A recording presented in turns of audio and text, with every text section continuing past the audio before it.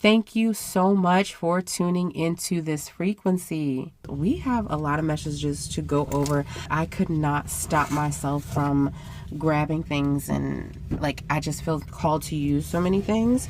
But it reminded me, like, we know where I experimented last time with the reading. I won't get into details. If you want to check that out, go check out the very first long tarot reading on this channel. I have a lot of things I want. Well, one big thing I want to try with this particular reading is I want to get all the messages out first and then really get into reading it. We've got some crystals here to accompany a deck that I want to use specifically. So how many crystals? I'm just going to try to they're all different weights, so I really have to be careful how. Okay, so we're going to do interesting. Okay, so I think I want to leave it to 2 because that's all I grabbed.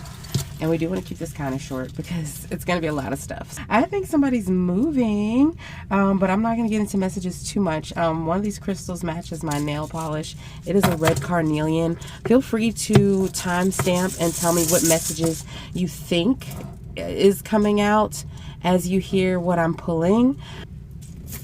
Yeah, I don't know much about this next thing, but here you go. ASMR fans will like this. Excuse me, I made these and hopefully they withstood the test of time because I used organic material. But we've got some runes. Oh, that's way too many runes, but let's see, one fell on the floor. We're gonna take them all because I didn't take very many crystals. Hold on one second, I need to adjust. Okay, as far as I can tell, only one rune fell on the floor, and it was very hard to find. And if I knew what it was called, I would tell you, but I don't. So we'll get back to that. I used pistachio shells for that a long time ago, though, and pistachio shells, nail polish, and lots of clear nail polish. And the crystals I pulled out to unsalted pistachio shells, I should probably say that. But the deck that I pulled out to accompany the crystals, which started this whole mess, what is the Crystal Tarot deck. I don't have the box down here to tell you who created this deck, but I do like this one. This is actually my first tarot deck that I ever had. It's the one I bought myself to learn from. And let me tell you, I did not know it was a pip deck, and I didn't know what a pip deck was, which is basically like the images that aren't major arcana just look like a regular, like how a playing card deck would look. All right, so we got one card, and I'll take the back of the deck as the clarifier. So that means I basically learned how to read tarot with cards that don't have any images on them, as far as the majority of the deck goes. So yeah, I've also got the Isis Oracle deck. All right, which I never use because the messages typically go on for a while, and usually by the time I would include them in a reading is at the point when I'm wrapping it up. So we've got the Strength card clarified by the Eight of Wands from the Crystal Tarot deck. We've got the Pillar of Light, Descent of the Star of Isis. That is from the Isis Oracle deck. And back of the deck for that one is the Lunar Queen, She of the Celestial Crescent. So I'm going to pull it. I'm going to go ahead and take it. But I'm just going to try not to be too long-winded because I have not slept. But I was not able to let this go, let this day pass without another reading. I have another tarot deck that I wasn't super pressed about using, but I'm going to go ahead and do it because I felt the caffeine energy. Not a big coffee drinker. And I've had 3 coffees in the last week. So, and I just polished my nails. Bad idea. So, trying to shuffle with polished nails. Okay, that was pretty good. I'll just split the deck so I can get a good shuffle here. I don't want to get nail polish on my cards. If I wasn't such a girl's girl, I would be embarrassed, but I am. I'm like a tomboy, drag queen, girl's girl. Which, if you've seen my regular social medias where I do show my face, you'll see that arc kind of unfold across those.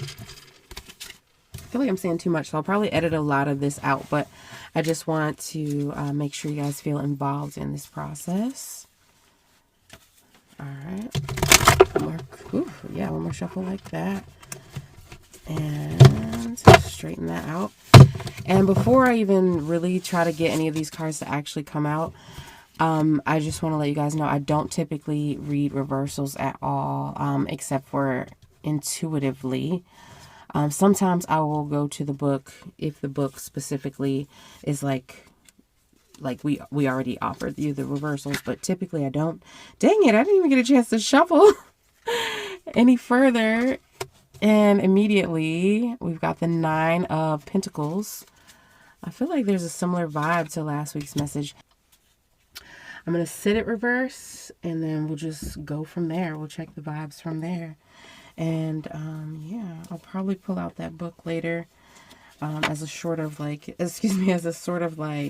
in case you are interested in the reversal messages, because I do like to be forthcoming. Also, and that's just from the Rider-Waite Tarot. What else should I pull? Okay, here we go. This one I always love to do. Oh my gosh. Yeah, I had a knock on that one because this one is well used in my readings typically. It's my most trusted because the messages are a lot more clear, but you still have to obviously look for what's actually relevant to what you're talking about. And this is the I Ching Oracle by the Library of Oracles. I love that company as far as I know, you know. Probably cut that. It's very specific. Sometimes this is the only one I'll pull from. I don't typically take the back of the deck, but that might actually be helpful this time. So, Spirit, I think that's what we're going to do. All right, now that we got that. Oh, one more. Okay, I'm going to shuffle it like that one more time. And give it a nice little see who jumps out moment. Does anybody want to share to add to this message here? Okay, I didn't sing last time. I guess we're singing this time. Okay, so I'm taking this card. This deck does not do reversals, so I will not. 26. I don't know if that means anything to you readers of the I Ching. The traditional I Ching, which uses coins, I believe. Let's see. And then back of the deck, we'll use that to clarify that. Thank you so much, Spirit. I appreciate that. All right. And then we also want to take, it's going to be very hard not to just channel immediately. Actually, no, I think I can do it. We're also going to take from the deck that I made in 2020 when we were in the house. Okay. We've got one. Ooh, ooh, ooh. I don't like to see that card because that can mean anything, but it could mean, ooh, okay, I don't know what it means right yet. So we're going to look. We're going to, ooh, dang, girl. Okay, I don't even want to say what it is because I don't want to start channeling yet. But we've got one, I'm just going to say it. I don't know what it means yet, so I don't want to trigger anybody because I don't know what it's going to mean yet. So we have 2 cards. I will say one of these cards literally was like, I didn't realize I replaced this card because I made this card and I threw it away. And then I got called to pick up this card that I threw away last time. I didn't realize I remade the card and put it back in the deck because I got a similar card last reading and it felt very akin to the message. It was a great reminder. If you know what I'm talking about, I'll get into more of that later, which is ironic because this one is more exclamation point. As the back of the deck. I feel like I'm telling you too much. Yeah, I don't know. Should I, if I pulled that off the top of there? No. Excuse me. Thank you, Spirit. I just realized you were talking to me. Thank you. I don't want to forget this. So real quick, more ASMR. There's one more little thing we got to do. Got to get a fortune cookie. Got to get some fortunes. I kind of want to see where these land. Oh, gosh. I was going to put them in the thingy, but... All right, one more. Okay. That's it. That's all I'm taking. And they all came face down, which I think is so funny. It's like Spirit just knows I do not want to look. Oh, there's another one right there. Okay. Yeah. I don't want to know yet. And then lastly, I love to close with something from Bicycle brand cards. I'm not saying that I'm obsessed with them or whatever, but I do kind of always gravitate to a Bicycle card to close the message. And I think that's because I want to keep things lighthearted, regardless of how the message is. And thank you, Spirit. You're like, let's do that opening prayer now. Regardless of what the message we see here, you have all the power. You can take what resonates and leave what doesn't. The way that I read tarot, I am an empowerment tarot reader. I read for empowerment tarot. So if you come to me one-on-one, I'm not doing private readings, so don't ask. I'm not currently doing private readings. If that changes, maybe I'll update in the description, but I'm currently not doing any private readings whatsoever. This is as close as you can get. The channel has just begun. If you caught this message is likely for you. However, as an empowerment tarot reader, reading for you, the idea is that regardless of what I tell you, you have all the power. And any question you ask, it shouldn't be yes or no.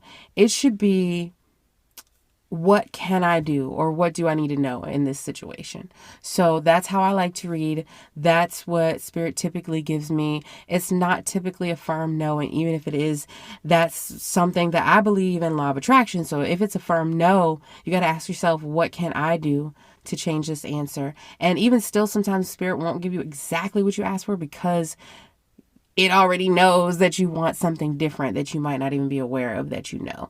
And sometimes that means finding out more of what we don't want before we get to what it is that we didn't even know we wanted. So that's my long way of saying, take what resonates, leave what doesn't. I know you've heard that before, because what you focus on grows. So if you want more of it, focus on it. If you want less of it, don't. So at the end of the day, I like to end the message on a lighthearted vibe, which leads me to these Bicycle cards, which I didn't even get to shuffle really. As you heard, something jumped out. I kind of want to take this whole stack, but to be fair and brief, every other deck, I only took the one that faced up and the back of the deck to clarify. So that is what we are going to do. And that feels right. That's why I had to pause a little bit. I might cut that pause out, but that's what the pause was. That was me consulting with Spirit. And I'm hiding these cards from me. I'll probably remember because I'm looking right at them. But even all the runes, they're face down. I can't see them. All the fortunes are face down. I can't see them. The only thing that I already know is what has a picture and what I wrote myself.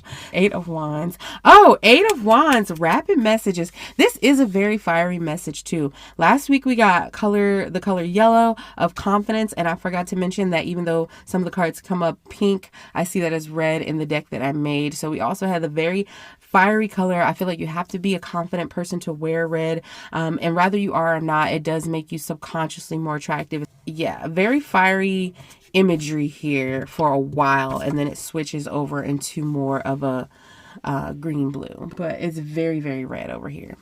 I do want to phase out of telling you all why I see what I see in these cards, because ultimately this will be a message, like a channel where I'm just channeling the message and I'm getting used to forgetting the fact that I'm looking at cards and just really getting into the message. But I know we expect a certain thing, and I also used to read like that. This is what I see and why, and kind of teaching as I went along because I was also learning. But we've come a long way in our tarot journey, especially once we got off the internet. Once I stopped doing tarot online, I started doing more private readings, and I find that these online readings are way more satisfying. So we've got this Strength card. We see this woman taming an animal, and this could be internal, but with it, other people, clarified by the word more. So I'm going to start with that. Other people, this could mean, rather it's upright or reverse, the message could imply opinions from others or outside advice. This could also imply dating other people, polyamory, or dating openly.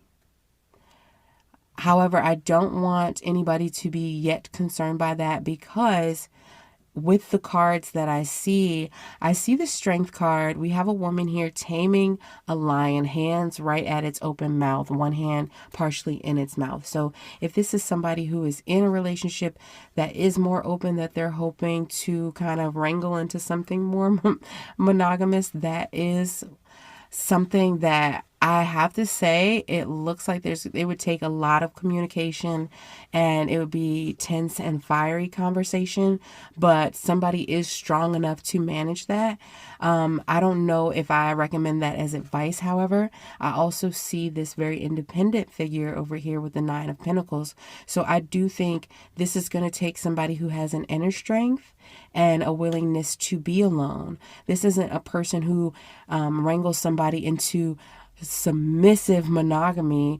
This is somebody who, if you desire monogamy and you're going to get it here, it's going to be because you're willing to be by yourself and potentially even walk away. And the reason why I say that is because I'm looking at this Two of Swords, and rather it's upright or reverse, typically that's going to imply that somebody has a very tough decision to make. With it being reversed, somebody's already made up their mind, or I think the advice really, what I'm called to feel right this second, it just hit me, so I think I had to say the rest of that. But the advice is, this is now advice. If you haven't, excuse me, thank you, Glory. The advice here is go ahead and make the decision right now.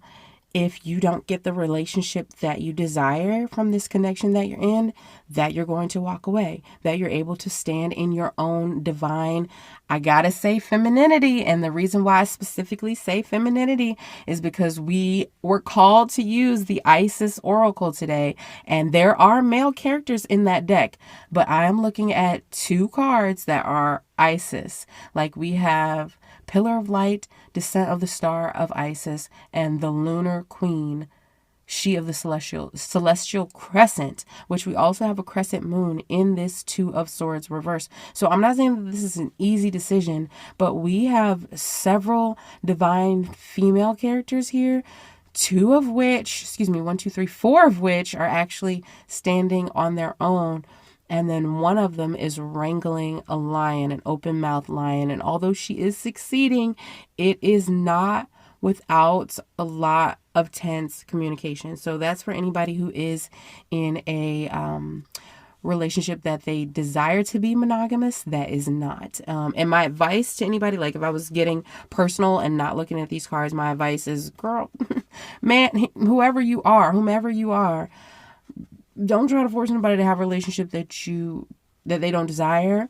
And also, if that person can't give you the relationship that you desire, that sounds like a great way to tell them that it's over. Like, hey, I really like you, but I don't think I can have the relationship that I desire with you. And you have to be willing, I don't care what your gender is, you have to be willing to stand on business about this. If you are like, I actually need you more, you're definitely never going to get it, because if you're willing to abandon yourself to get this person to do what you think you want them to do, then they now know that you would abandon them. If you would abandon yourself emotionally, why should they invest in you emotionally? So you have to be certain that you're willing to walk away. If you're going into something with an ultimatum, oh my gosh, no, that word, the universe is like, ultimatum. That's a word. And I'm not even saying that you should give an ultimatum, but there is a contentious conversation. And I do think everybody's being really mature in this conversation, or at least one person is being very more mature in this conversation. Not to say that this is a mature person in general. I think this is a person who, I'm going to say, I don't know what your gender is, but I think the person listening to this message is the person who is choosing to be mature in this conversation, and that is going to do you a lot of good in the long run. It might not get you that monogamous relationship, you might not get that short-term victory, but long-term, you're going to have an internal victory that doesn't rely on someone else saying, oh wow, that person got the upper hand on me. It relies on walking away regardless of, in that moment, does it look like you have the upper hand, because in the end you have that ultimate victory of having stood by yourself. This did not come out in the reversal. I'm going to rattle off these reversal messages really quick because I don't read reversals, but I wrote reversals, whatever. So I'm going to go ahead and rattle these messages off really quick from other people: bad advice, cheating, stuck in a relationship, opinions, unwanted or unsolicited, best to stick to your gut or input and opinions of those closest to the matter. So again, I probably just cut all that out because let's be real, this card came out upright. So other people came out in the upright position, but there are outside advice. There is outside advice and opinions on this. I would say take them with a grain of salt, including this reading, because rather good intentions or poor intentions, a lot of times they can lead you to the same place. So I do think there is a strong emphasis on polyamory, though. So I do think I'm speaking to somebody who is choosing to date openly. If you're going to seek outside opinions, please do so in a tactful manner. So I do think this format is going to be healthy for you because you're going to take this already with a grain of salt, even though you're going to get good. Sorry, I'm speaking weird. I'm sorry. Coffee's weird.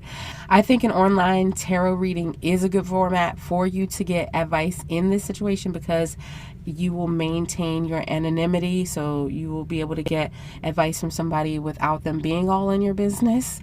I also think you're going to be more readily to take good advice with a grain of salt because it's something you heard online. So I'm thinking, like, strongly feeling to remind you that you have all the power here, not only in this reading but in this situation. It is really giving independent woman in this reading. I'm not saying that you're a woman, but I'm saying, I don't know if you know about tarot, but between the Nine of Pentacles and Isis and the woman on the Strength card taming the lion, there are male or figures here that don't appear to have any gender whatsoever. So I do think that there are messages here for a non-binary person, especially I'm going back to this word polyamory. So I do think there are non-binary individuals and polyamorous individuals a great deal here. But regardless of your relationship dynamic or even your desire going forward, like maybe you don't really care if it maintains monogamous or if it goes into polyamory, you are being called to really ground yourself. So I'm hearing feet in the dirt. You're going to completely, not to say that you will, let me reword that. If you feel yourself sort of spiraling, trying to talk it out in the heat of the moment, you will lose control. And it's not over just the situation, it's over yourself. You're going to over intensify things for your mental health. You're going to have yourself going in cycles. I want to get you guys comfortable, if you're okay with that, as to not knowing why I'm saying the things that I'm saying. But I also am a person who has learned to be open. So I do want to, the Pillar of Light card, I do want to be open just because I am a person who likes to be open, and I think it'll be easier for you to take this message with a little less than a grain of salt. So I might keep telling you why I see the things that I do. But we are literally looking at moon phases on two cards. One card says celestial crescent, but it has a full moon on it. And then the other card we know visually depicts a crescent moon. The card being clarified by the Lunar Queen celestial crescent is that card also has a wheel on it, like a stone type of wheel depiction in the background. So a lot about cycles, and I can see that these cycles can be good for you if you separate yourself from the situation and allow yourself to cool down. And that's making the colors here make more sense, because it's really fiery to the left in beginning of this message, and then you go over to the right and it's very much green, and green as an earthing. That character has their feet in the dirt, and then blue coolness from the moon. Even the cards in between, one is red, clarified by a card that is blue into red. So there's a very strong hey, cool down. There's so much fire. And then we have the card more, exclamation point. So it didn't come out in reverse, but when that follows other people, it's like these cards are strongly giving healthy polyamory dynamic. So I don't know if I have like a lot of polyamorous people coming onto this channel. It's very new, but neither one of these cards came up in reverse. I want to rattle off the reverse messages just because these cards, to me, like, I would be triggered personally. But I mean, I have been in a polyamorous relationship and that was fine, but at this point in my life, that's not what I want. And or at least I don't think, I don't even know if I want a relationship. But I mean, I just don't feel like whoever's listening to this is super triggered by the message of polyamory, and those who might have been, we talked to them first. So I'm going to go into these fortune cookies now because I am so curious. I cannot wait. There are some more cards here that I am going to dig into deeper messages. But first, I grabbed this one that, I should probably save that one for last. I almost read it. I grabbed it first, so maybe I should read it and then go into the I Ching message. All right, so because this is from off of the I Ching deck. If you aim to do a favor, then go the whole way. Never do anything halfway. So sorry to break it to you, but what I'm thinking is that somebody's being like, if you're going to be poly, like, you can't just be poly when it benefits you.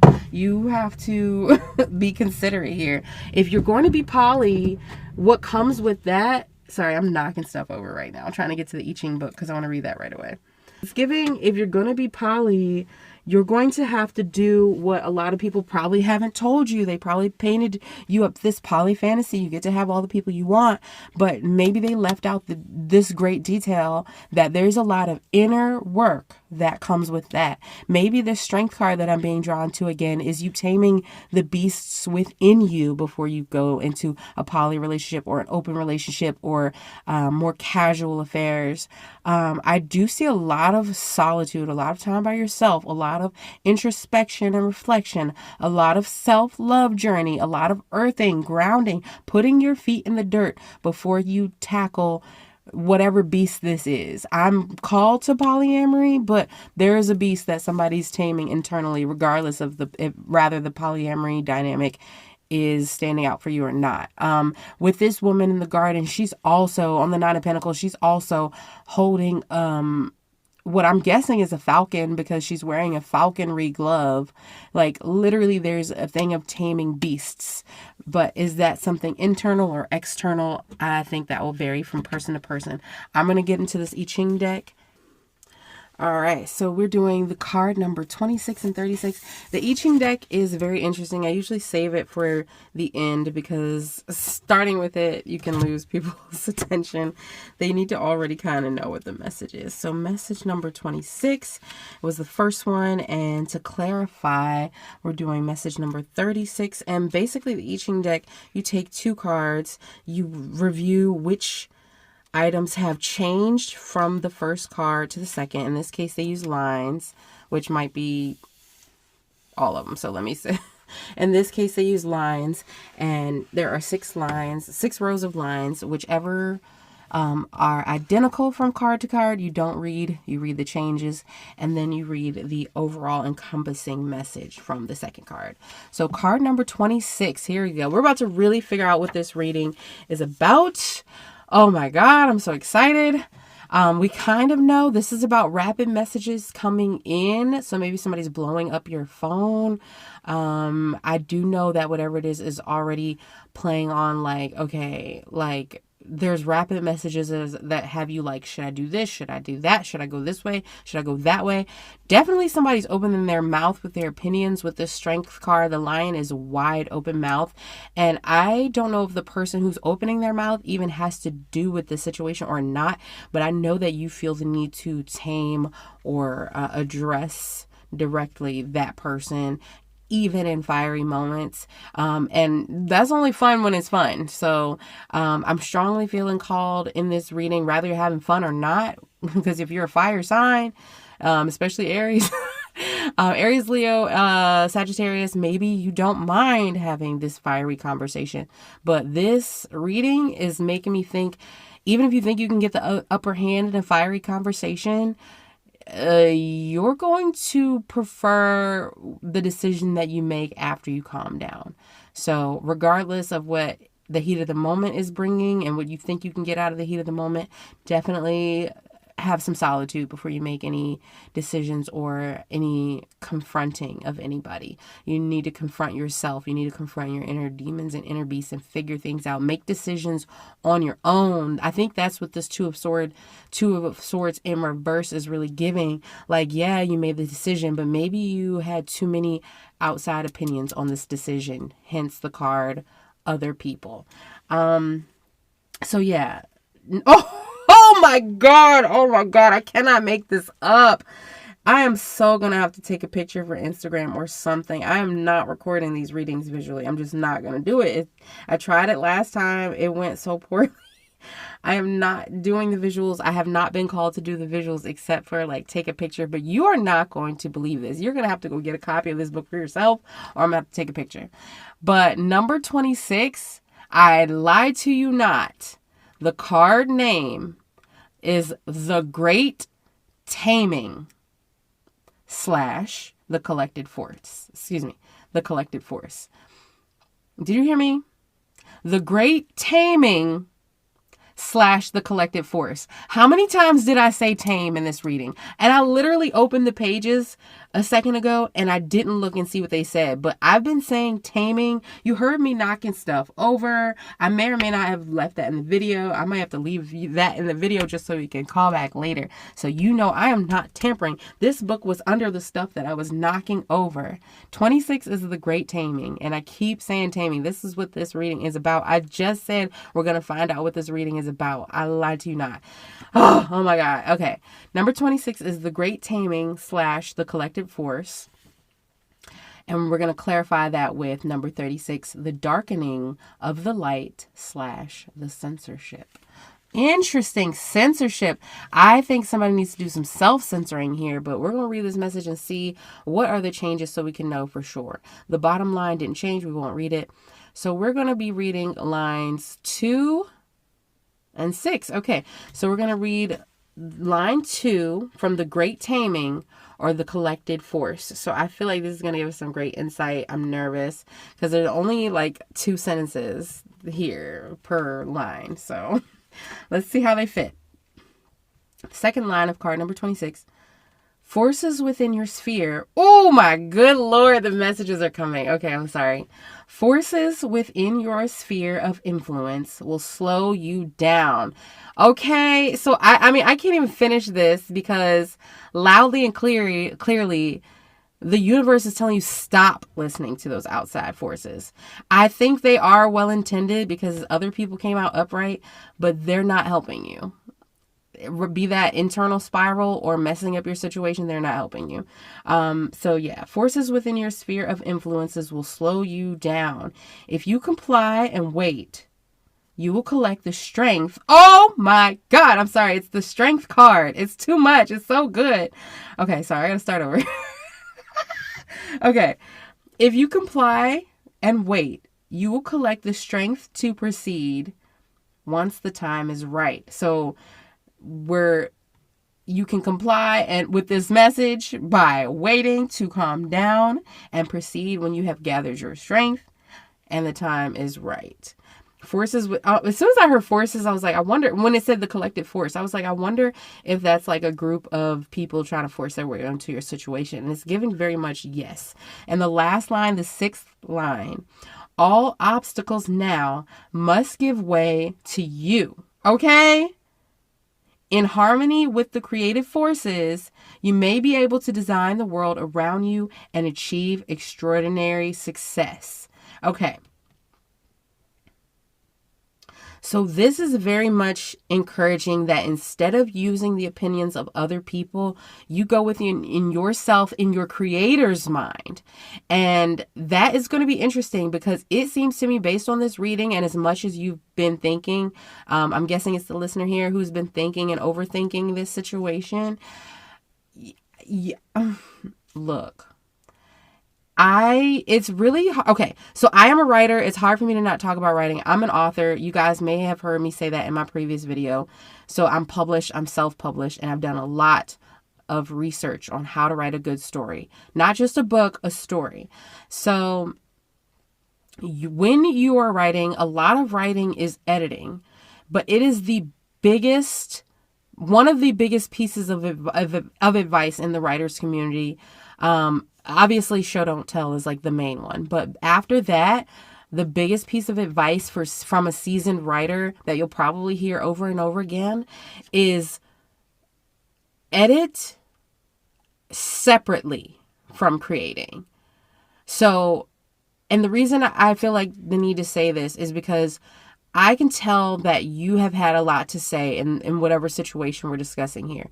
You've had a lot of rapid messages. If somebody's sending you a lot of text messages, it's my guess that you're sending them a lot in response. With this reading, somebody's mouth is open and you're trying to tame that. You're probably not saying as much as the other person, but you're participating based on this reading to some extent. Or, maybe this was your past and now you're the person grounding their feet in the garden. But while you're doing that, saying to them, this is what you should have done, or even when you're by yourself, you're like, this is what they should have done. This is how they should have acted. If I were in this situation, if I were in their shoes, I would have thought like this. I would have done this. This is what I feel that they should have done. I'm not saying that that's a negative thing that you did that, but you had your critique brain on. And your critique brain is a whole different hemisphere than your creative brain.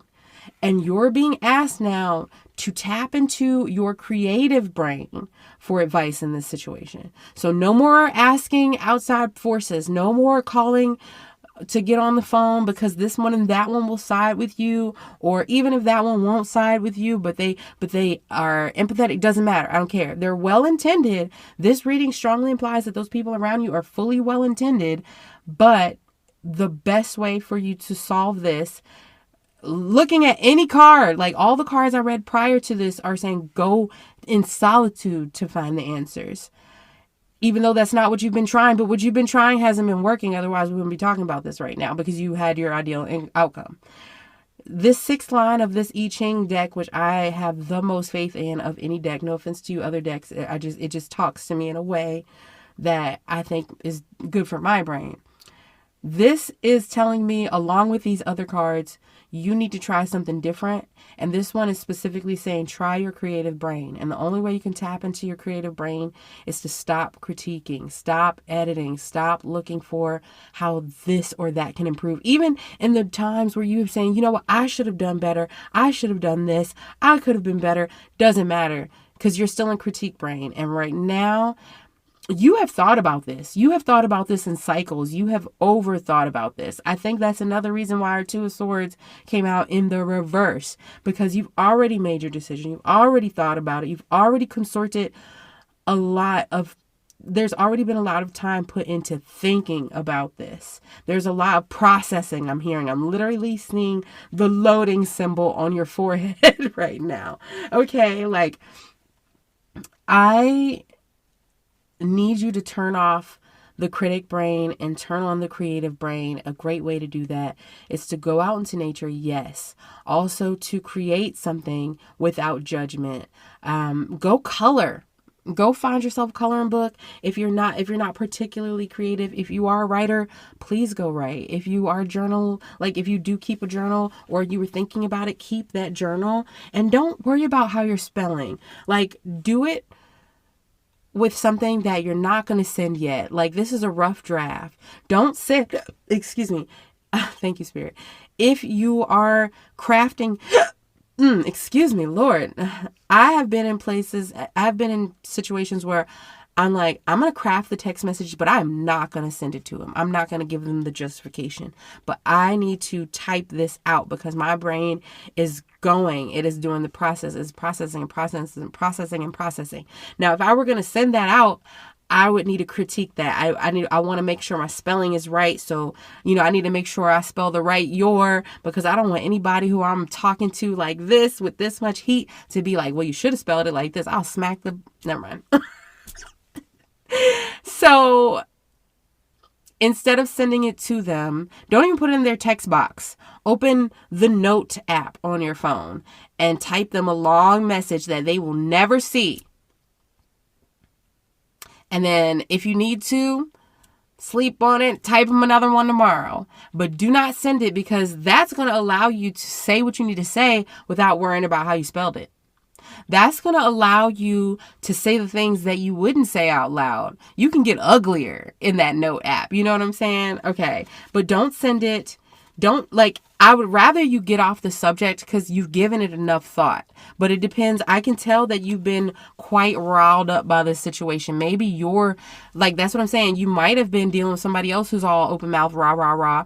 But this beast, this lion with your hands in its mouth, that could be your inner beast. And you're having a hard time holding yourself back. Okay. So get the message out if you're in that energy in your notes app. But if you're done talking or done cycling this energy by yourself, then let's get outside, put our feet in the dirt, and also switch on to your creative brain by doing creative projects. Find something, go paint something, go read something, critique a stranger if you need to, but really I'd rather you go write something or, make something with your hands. Even if you're not going to keep it, go get you some Play-Doh, go get you some clay from the dirt and just ball it up in your hands and squish it. Do something like inner child okay? All right. So one more from the I Ching. This is with how would they describe this? We already did the lines. Now they're trying to give us now an overarching message from card number 36, the darkening of the light, aka the censorship. So I do think this is again self-censoring. So now I'm certain that I'm talking to a great majority of you who are taming this inner beast. A lot of you are this lion that's doing that rah rah rah, and it's time for you to start self-censoring. That doesn't mean biting your tongue, not getting the message out, but you don't have to always tell that person. Sometimes it's time to keep it to yourself, because this message is saying that even though you think you're having the upper hand by saying the things you're saying, you're losing a grip from inside out. You know what I mean? That's going to be your Achilles heel, because you've said enough. If this reading is for you, you've said enough. If you haven't said anything, then you need to calm down first and come from a place of alignment. And that's not to say that the other person deserves that. I don't see anything in here that says, we're not done, but I don't see anything in here that says the other person deserves your peace or your kindness or your this or your that, but you do. So do you want a short-term win or do you want a long-term win? Do you want to win this argument or do you want to have mental peace, clarity? Do you want to have, sometimes it's like you don't want to leave things unsaid, but sometimes you don't want to say the things you think you want to say right now. And maybe you feel like you left something unsaid. That's where that text, that note app comes in. And it has worked for me because I just knew I had all these points multiple times. I just knew I had all these points and I was going to say this and I was going to say that. Now I don't say anything until I put it in that note and I wait until I get all the way back into alignment, which a lot of times means getting off the subject. And sometimes I won't get off the subject until I write that message. So I will... On more than one occasion, I have written in that note app. And then if I can't get into alignment today, then that means I got to sleep on it. I got to fully sleep on it because that's the only time I will naturally get back into alignment. And then it's my job the next morning to stay in alignment. And ideally, I already have decided this particular activity is what I'm going to put my focus into tomorrow.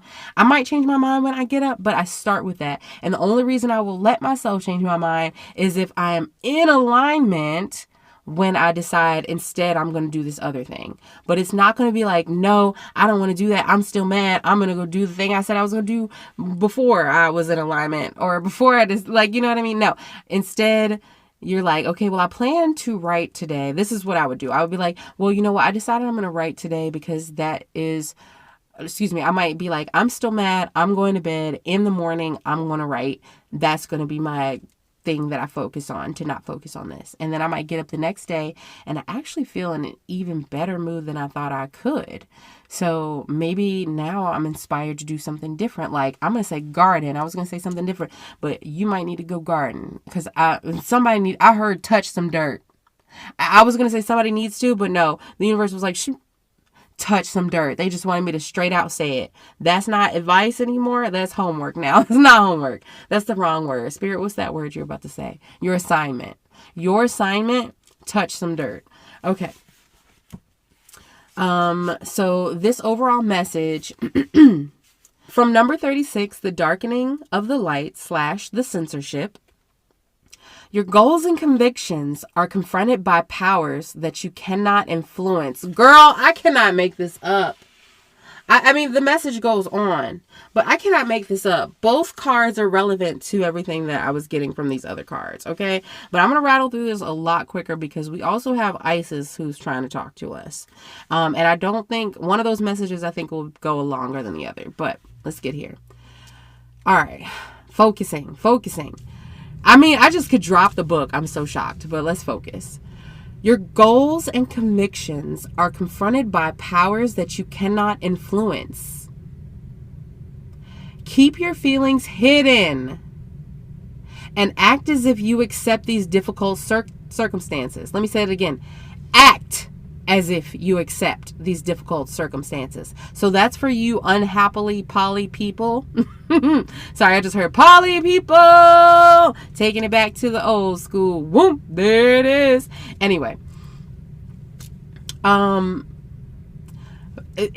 Whatever your situation is, but I think specifically for those people I was talking to in the beginning, those people who don't want this open relationship, I mean, it literally says act as if.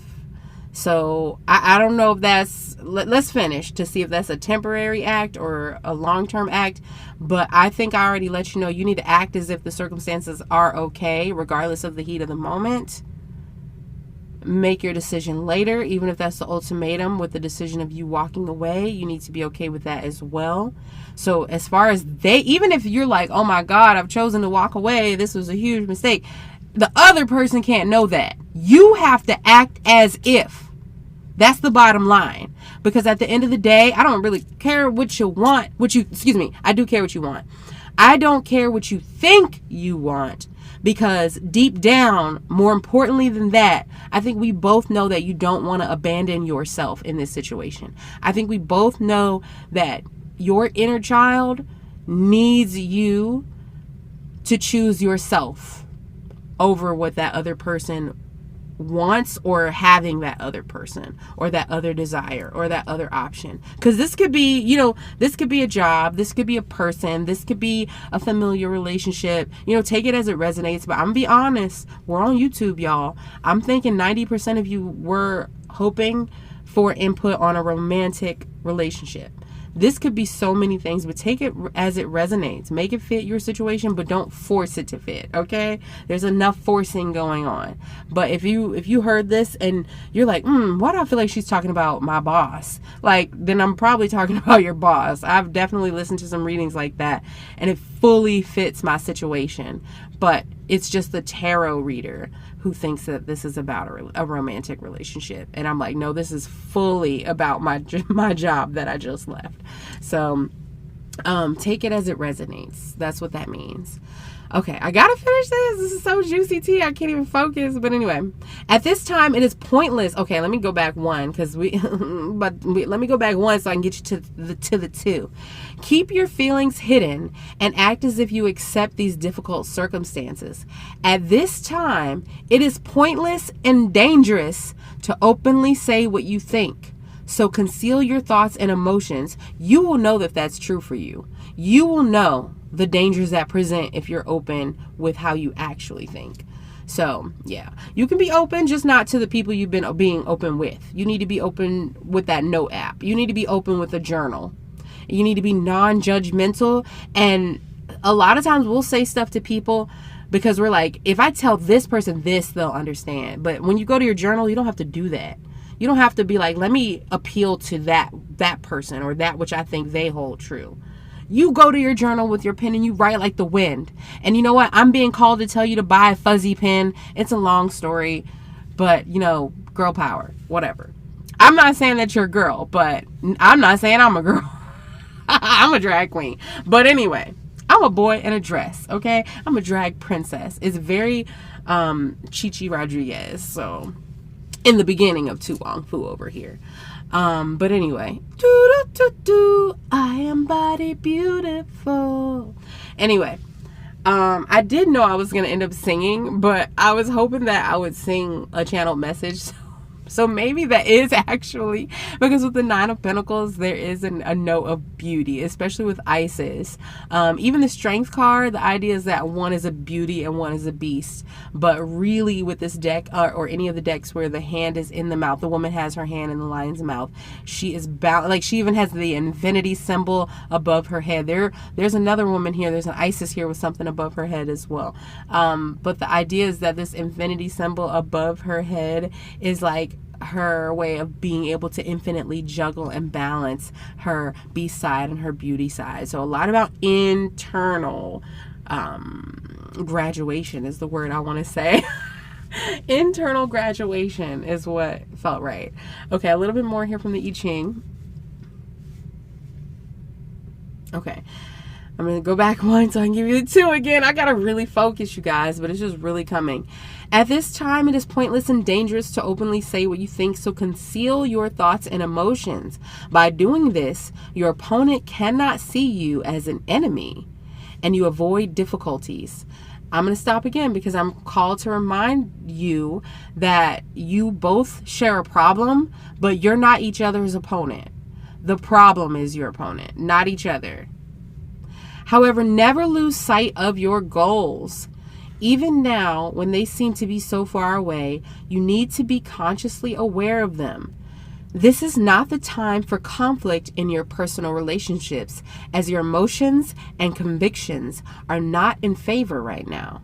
Accept the situation, even if it contradicts your ideas, for it may aid your personal and spiritual development as you learn to accept the bad times and to make the best of them. Excuse me, I'm so sorry. I want to cut out burps, so I might cut it out, but y'all know what the tarot readers say. Like, I hate the belching personally. Like, I don't hate it. I love to burp. It feels great, but it sounds horrible. Like, it kind of sounds funny sometimes, but a lot of people have this wet, rolling, light burp that is so annoying to my ears. So I might cut out the burps, but y'all know what the burps mean if y'all watch tarot videos. That is confirmation from Spirit. Another way that Spirit can confirm, I don't want to say it because I feel like I'm queuing it up by saying it, but like streaming out of your eyes and nose. So if you're crying, or even if you're not crying but your eyes won't stop running, or your nose won't stop running, and you feel like the sinus is draining suddenly, whether you cried or not, that is a spiritual, that's saying that you're a channel, things are flowing, coming out, blah blah blah. But anyway, I could go on and on. Whew. Okay, so what was I gonna say? Oh yeah, so I'm being called again to talk about Esther Hicks. If you listen to Esther Hicks, she would say that this is you putting stuff in the vortex. How do you get more of what you want? Sometimes you do see a lot more of what you don't want. Because, no, let me say it again. How do you get to the things you want that you don't even realize that you want? Sometimes is by putting things in a vibrational escrow, by saying, oh, I definitely don't want that, so on the other side of that is then I must want this, is that idea. And that is talked about quite a lot with Esther Abraham Hicks. So if you want more of that, check her out. Not a sponsor, just something I listen to daily over the last couple years that has helped me a great deal. But the idea is that more plainly, you would settle for whatever this is that you're fighting to keep, unless you knew that there was something even better. This thing that you're fighting to keep, it might be the best thing you've ever known up until now. But by seeing it be not perfect and queuing up all these desires to have other things, you're learning there's something even better for you out there that you didn't even know you wanted. Because you think you want the ideal situation where you are. You think, so say this is a relationship and this person is wanting an open relationship and you're wanting monogamy. You might be thinking that your ideal situation is being monogamous with this person. But perhaps Spirit is saying you don't even know that you're allowed to want something even greater. You don't even know that there's something even greater that has the potential to exist. You don't know what you don't know. And sometimes that thing you don't know is better than the thing that you know. It's better than the potential of the thing that you know. And you're like, but why would I want something different when this is so great? You don't even know what else you can have. So I'm saying you're like, but I love this glass ceiling. So if this is a work situation, you're like, I love this glass. Oh my God. I'm even looking at the picture now on number 26. And it's like this guy. I mean, I don't know if it's a man. It could be a genderless person. That's why I was called to say that earlier. But, because it's kind of formless. But it's almost like they're they're approaching a sort of mountainous tent. And they're looking into it like wanting to walk through it, or they're at the doorway of it. And so it's making me, so what I was saying is you might be like, if this is a work situation and my eyes went here, you might say, oh my God, I love this job. Oh my God, this glass ceiling is perfect. By the time I reach that glass ceiling, I'll be thinking about retirement. I'm happy with this glass ceiling. I'm happy to not go past this. I'm happy to have the limitations that this job provides, because it also provides great comfort. I want to say creature comfort. There are a lot of creatures here. There are a lot of creature comforts at this place that also has a cap to it. It has a glass ceiling. And you're so pleased by this ceiling because it's much higher than the ceilings at your old job or at your old place. But you don't even realize that you could blow the lid off of that place, or you can't. You're trying to blow the lid off of this place because you've been so in adoration of this glass ceiling. You're like, but you know what? If I could just burst this thing open, I could be happy here. But maybe the universe is saying, beyond this whole building is something better for you that you don't even know you can ask for. And I just, this crystal tarot deck, they use Roman numerals on the crystal tarot deck has the Roman numeral 8 on it. So there's a V, I. And I don't know, my eyes really drawn to that V because the mountainous tent that this person is walking up to, it's like an upside down V. So maybe it's just like you can really flip that upside down, and what is currently your ceiling can be your floor. And I know that's like it sounds probably random unless you're like me and you listen to Myron Golden. He talks about raising your floor. Maybe you don't take jobs that pay, maybe you don't take a job that pays less than X amount of dollars. And this job satisfied that, but your new floor is $20,000 a year more. So you just raise the floor. You don't accept anything lower than that new floor. And it doesn't have to be with money.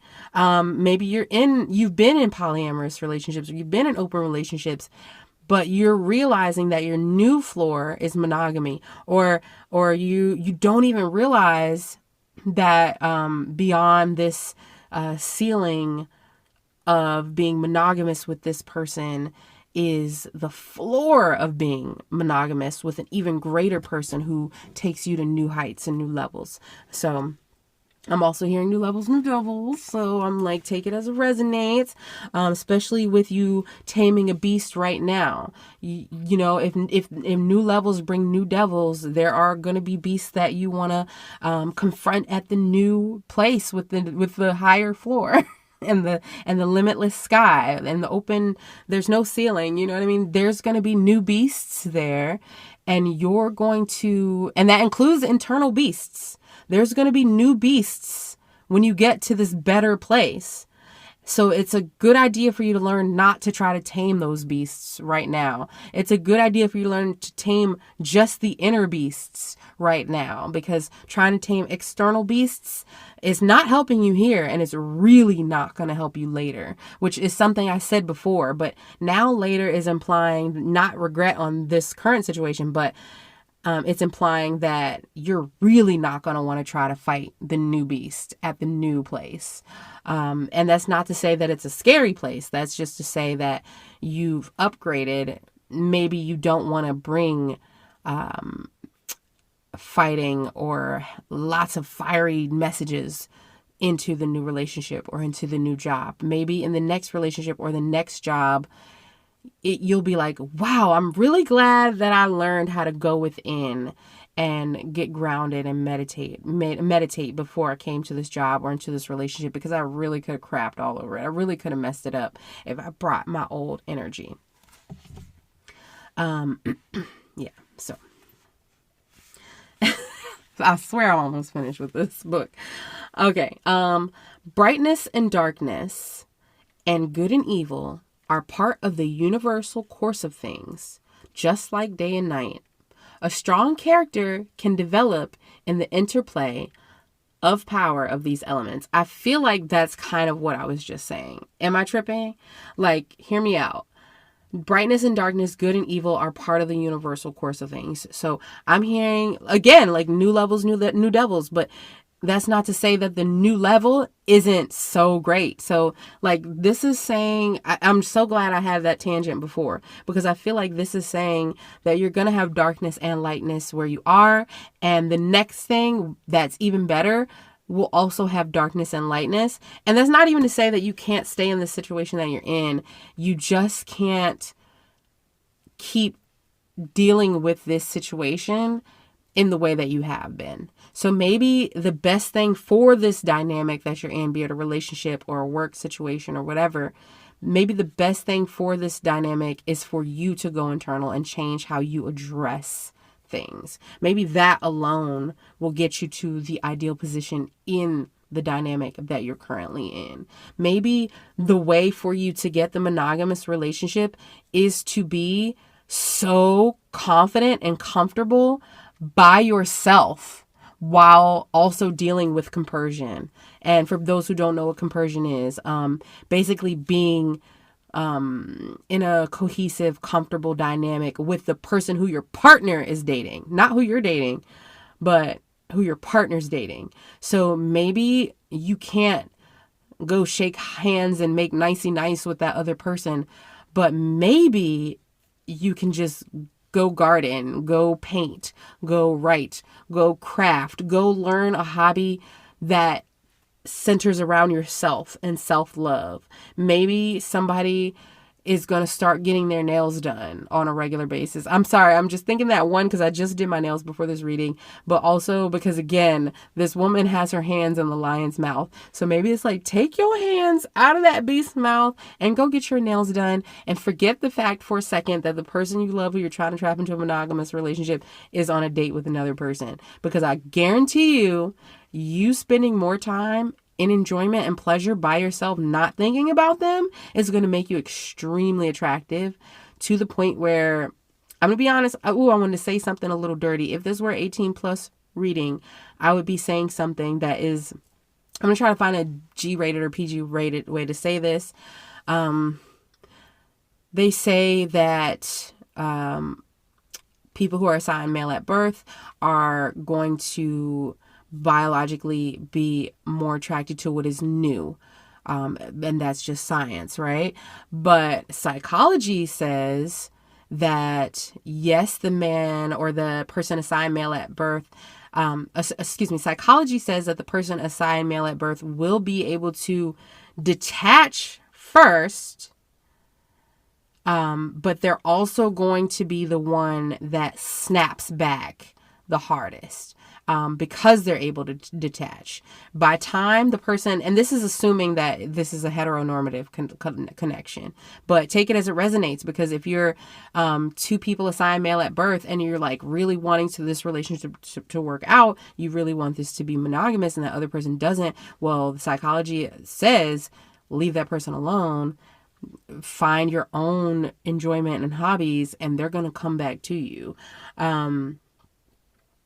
In most cases. But if you're assigned female at birth, your most pain with detaching is in the beginning. So if you can just chill and really fall in love with yourself for 60 or 90 days max, I'm talking, one of two things is going to happen. Either that person is going to snap back and really desire to be with you, especially if they're assigned male at birth, and or you're going to get over them, which is going to happen rather they're assigned male at birth or assigned female at birth. If you're assigned female at birth, you're going to get over them. That's psychology.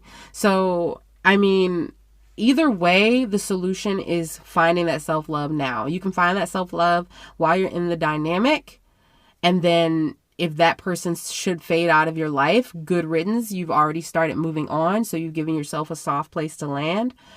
Or if that person comes back into the dynamic, oh, baby, you're not paying any attention to me. What are you doing? You look so great. You're feeling so good. You're so attractive. You're so radiant. I love what you've done with your whole outlook on life. I love the new nails, etc., etc. You know what I mean? All of this is to say that going aside and focusing on yourself and turning that internal spiral into internal freedom and taming that internal beast instead of this situation externally. I'm sorry, I'm hearing so many messages. That's going to be better for you in the long run, regardless of the situation. But I'm also hearing, and I'm drawn again to this circle, this stone wheel, I think it is on this card. We'll learn more about that card in a bit. And I'm hearing Stephen Covey. I always go to nerd stuff. Stephen Covey is literally saying to me right now, focus on your circle of influence. And it will get bigger. If you want to control this situation, you have to first focus on what you can control. I don't know who said it, but control the controllables. Okay? I think we're done with this book. I'm going to read this last sentence again. A strong character. I'm glad I read this last sentence again. A strong character can develop in the interplay of power of these elements. So this is two different cards I read in this book. One of them saying, act like you're okay with the dynamic, even if you're not. And the other one is saying, your strong character is what's going to give you more strength in this situation. And we're back to the strength card. Like, child, I don't know what to tell you. I want to say girl, but somebody's going to be like, I'm not a girl. And I'm like, I know you're not a girl. I mean, I don't know. I'm going to call you girl because I'm kikiing with you. If I was telling my junk, you know, I'd be like, bruh, shawty was bad. Okay, but I'm not talking to you like that right now. Right now, I'm talking to you like you my girl. We having a kiki. So it really doesn't matter. Your gender is irrelevant. And if that offended you, this probably is the wrong channel for you anyway. We're probably not each other's cup of tea. I'm really here to talk to the people, you know, who it's for anyway. So this is a message of love. This is a message told with love. So hopefully you can look into your strengthening your character on that one as well. If you're offended by me saying girl, because that's the mood. That's the vibe. All right. So back to looking at the message that was on top of card number 36. If you aim to do a favor, then go the whole way. Never do anything halfway. So I feel like somebody, honestly, I've been feeling this since the beginning. I feel like rather this is a poly or open situation, I feel like, yeah, and I'm looking at the strength card hard with this open mouth. I think you opened your mouth and said, we can try it. And didn't want that. I think you opened your mouth and said, I guess we can see how it goes. Like you already, like, I'm not trying to blame you here because I'm called to actually like, somebody's being like, chill, Khalil, you're going a little too hard, because I'm not like trying to make you feel worse than you already do. Like, but I do feel like the person who I'm reading to right now has already abandoned themselves in this situation. And so there is a strong need for inner child healing. I mean, so many little details in a lot of these cards are saying that to me that I won't even point it out. But I also, what I talked about earlier, going to grab clay and squeeze it in your hands. It's very childlike inner healing work. This is very elementary healing inner work. I don't know if you had the great fortune of having a compost pile in your first grade class. But I don't know when worms became gross, but when I was 6 years old, I wanted to put my hands in the compost and play with, you know, the dirt and old banana peels and worms and like just smush it in my hands. Not to hurt any worms. The worms were fine. I never tried to hurt any worms. My point is inner child healing. There are a lot of young characters on these cards. Isis is probably the oldest here. And I feel like she wants to give some big sis advice right now as I'm saying that. So the fortune cookie that fell on the main card here. Main card is Pillar of Light, Descent of the Star of Isis. Fortune cookie. I'm going to wait. I want to read this fortune cookie so bad. You can't know. I'm going to pause really quick while I find these messages in this book. Okay, so I'm getting some more numbers here. We already had 36 and 26. We also have 8, 5, 3, 1. We have 2. We have 9. More numbers here as we go to the Pillar of Light. That is page 117. And then we have, which equals 9. Yeah. So which equals 9 again. Yeah. So now here, 911. Yeah, I think Spirit is like really seriously back off this situation. You put a lot into it already. Good work, okay? But now it's time to chill. And the last number I have is 200. I love that. 200. So that's 2 again, and we have 9 again, which equals 11. Okay, all right, I love it. Yeah, 117 and 200. So the main card here is 117, and our clarifier is 200. Excuse me. And I'm feeling called, especially since I wanted to do this quickly, to maybe try something like with the I Ching and really focus on the first card as some brief messages. Pillar of Light, Descent of the Star of Isis. What do you have to say to us, big sister Isis? Sounds like a sorority to me. Descent of the Stars. Okay. Beings of light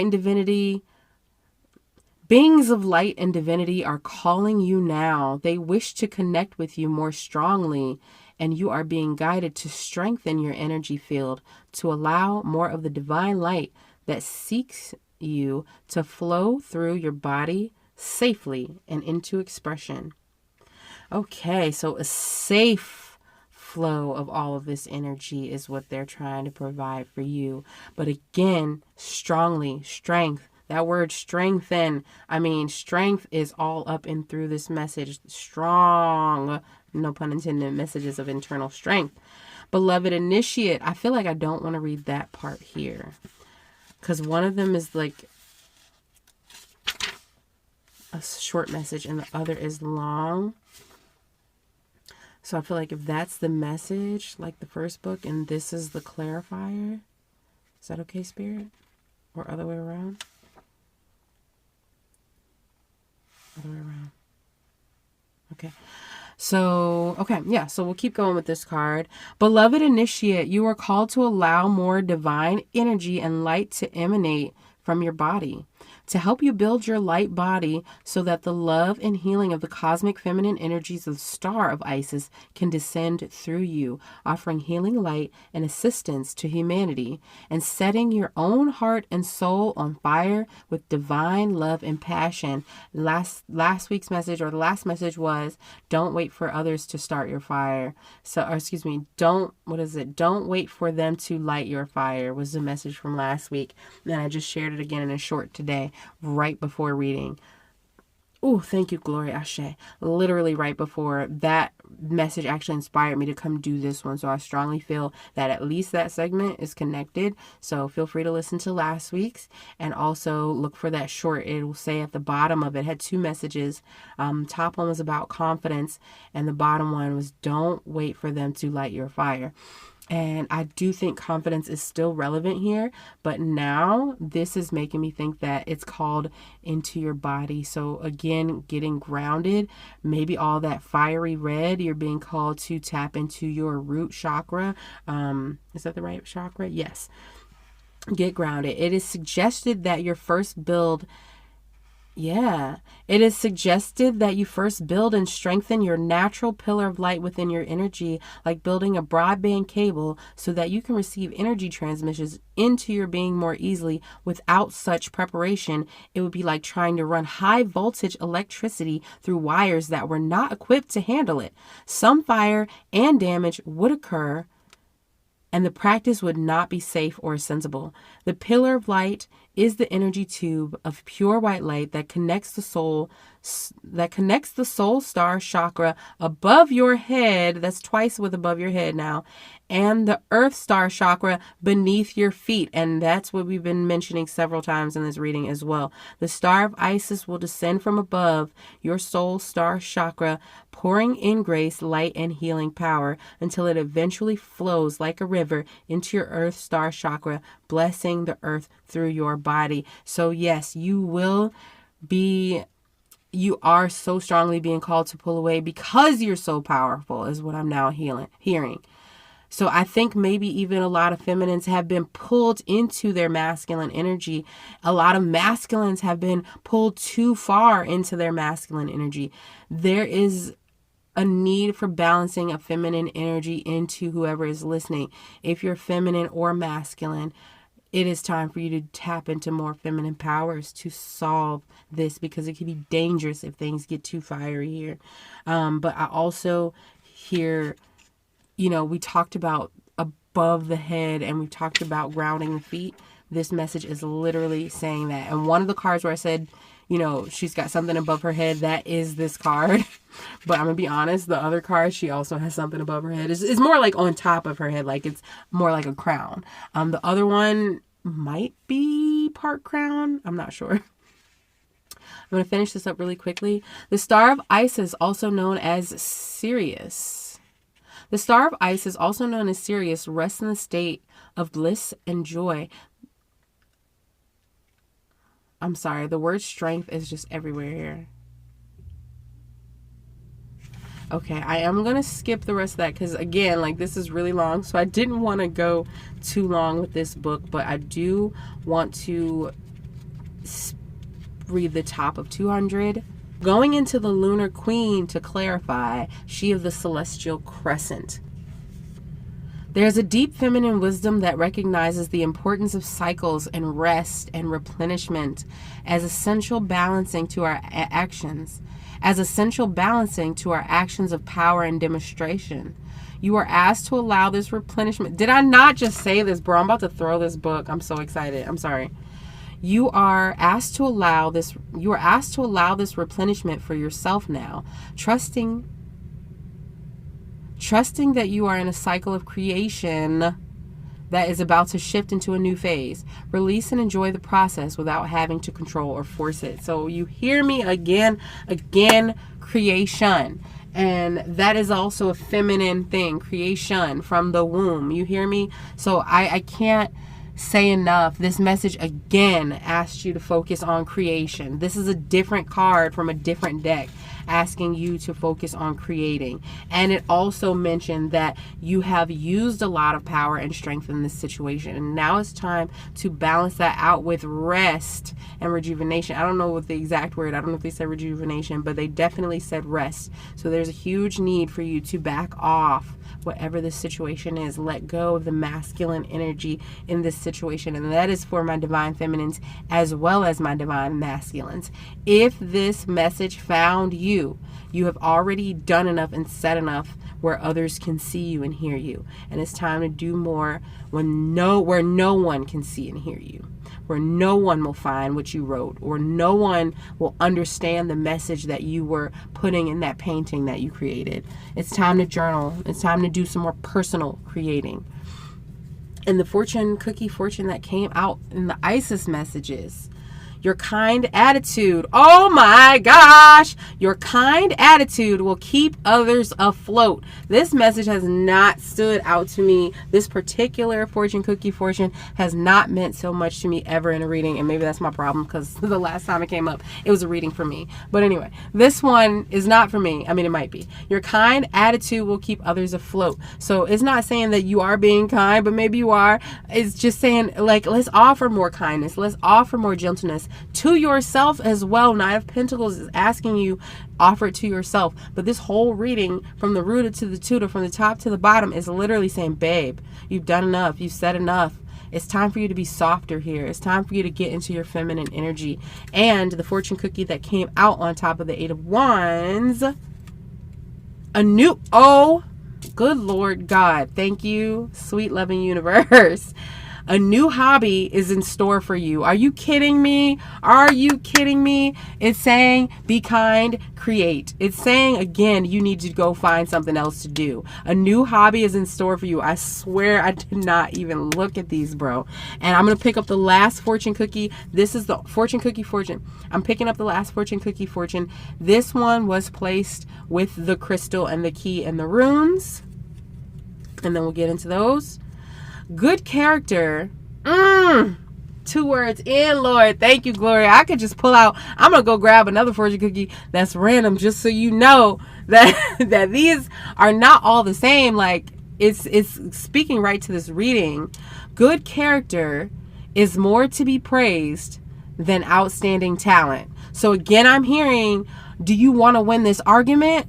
Or do you want to win having your character intact at the end of this? Do you want to be the person that left this job in an ugly way and now everybody's wondering what you were this whole time? Do you want to be the person that left this relationship in an ugly way and now your next partner is like, how'd that end? Maybe you're the red flag. Like, you know what I mean? So let yourself be a green flag through and through, because your character is being judged by someone that you haven't even met yet. I'm strongly called to say that. I'm seeing a lot of green right now. Ooh, maybe that's money too. I just meant that as a new life, new leaf, new leaf, new life. Yeah. Good character is more to be praised than outstanding talent. So it really doesn't matter how much you've shown your talent. Your character can make or break how this next thing goes. So again, you're not being asked to be kind or in your feminine energy for the sake of the people that you've been dealing with. This is about you. This is about how you look to yourself, or how you perceive yourself to look, and how the world is going to perceive you because of how you behave now. So you may as well start doing things that they won't see by journaling, by creating, etc. All right, so that's the last of the fortune cookie messages as far as I know, because sometimes they're everywhere. So we got the crystal, the red carnelian. It is a deep red crystal. It's not always deep red, but this one is deep red, and it matches my nails. So I don't know, but but did I not, bro? I'm just remembering when I first bought this crystal. This is like one of the first crystals I ever had. I bought 2 or 3. I bought 3 that day, and this was one of those 3. I might have had a crystal before that was gifted or something. You know what? No, I bought some from the bookshop. This was my first crystal that I bought from a Wiccan shop where they could actually tell me this is what this crystal means. Because the ones I got from the bookstore, I was like, are these real? What do they mean? Where do they come from? I didn't know anything. But this crystal, I still didn't know anything, but I was able to ask people who knew. So, I don't know. Also deep, like the deep red, the informativeness, deep information is what I'm getting. But this is about, again, the root chakra. This is, again, about grounding yourself. The color red, what does that vibe with? Oh, I knew I should have brought that book. I'm going to pause and go get this book really quick. I'll be right back. I actually felt called to grab this book earlier, and I didn't, because I always want to grab this book for readings, and I never have a really good reason to do so. I need to scooch closer to the mic. I'm so sorry. I hope it wasn't too... Anyway, I'll just keep going. But yeah, I always want to grab this book, and I never feel like I have a good reason. This is a book that I literally just happened upon in my collection in 2020, and I was like, finally, I live somewhere where I can take all of my books out of the boxes and put them around. And then I was like, where did I even get this book from? Where did this come from? When did I have this? I don't remember ever seeing it in my collection. And it's called The Wicca Handbook by Eileen Holland. I don't know anything about her, but I know this is my first witchy book, and literally found it in my collection, my personal collection, not knowing where it came from at the time where I was like, let me follow the call of the craft. Everybody's been telling me since I got on this planet, basically, that I'm a psychic and blah, blah, blah. But I just kind of, as you can hear, I just kind of like brush it off, which I mentioned in my video again from last week. So maybe that is significant, especially since last week the message included a lot about getting into like being a content creator yourself. So maybe that's your hobby or your content or your creative activity. Maybe you need to get into content creation. I got a joke for you. Why are witches so smart? because the Wiccan read. You probably didn't get that. It's a spelling joke, but whatever. I'll probably cut that out. Yeah. Let me find this section on color. I'm not seeing it. But before we even find that section, oh, and here's the section on the moon. Maybe I need to read that. But obviously it's going to stand for blood is the first thing that comes to my mind, but love, passion, especially passion. There is a lot of passion. There's a lot of fiery here. It's so funny. I just got to the red page. Isis. Not even the first name. It's just the first name I saw. Isis. So yeah, Isis is really strong. Maybe somebody needs to be reading more about Isis. The moon is the moon came up randomly, and there's several, like a couple pages, but the moon is the most important heavenly body for witches we draw. Excuse me. The moon is the most important heavenly body for witches. We draw on her power for lunar magic. We cast our spells in accordance with her cycles. We commune with the goddess through her. I just read cycles differently because I literally just brought up blood. I hope that wasn't like too cringe for anybody, but I'm just like, okay, maybe if you're on your cycle, that might be another good reason why we don't want to take any quick action right now. Maybe you gotta wait till a time in the cycle where there's more blood in your brain. Again, no judgment. We commune with the goddess through her. Okay, yeah. She inspires and illuminates us, in reference to the moon. There are moon gods, but the moon has always been perceived mainly as female. So again, they're saying, yes, there are men who are probably listening to this message right now who it is for. But you're being called to tap into your feminine energy.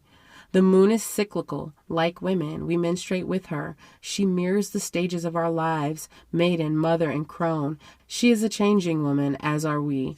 So this is, again, making me feel like you're being asked to solve things not like you normally would, but in a different way, because you're growing.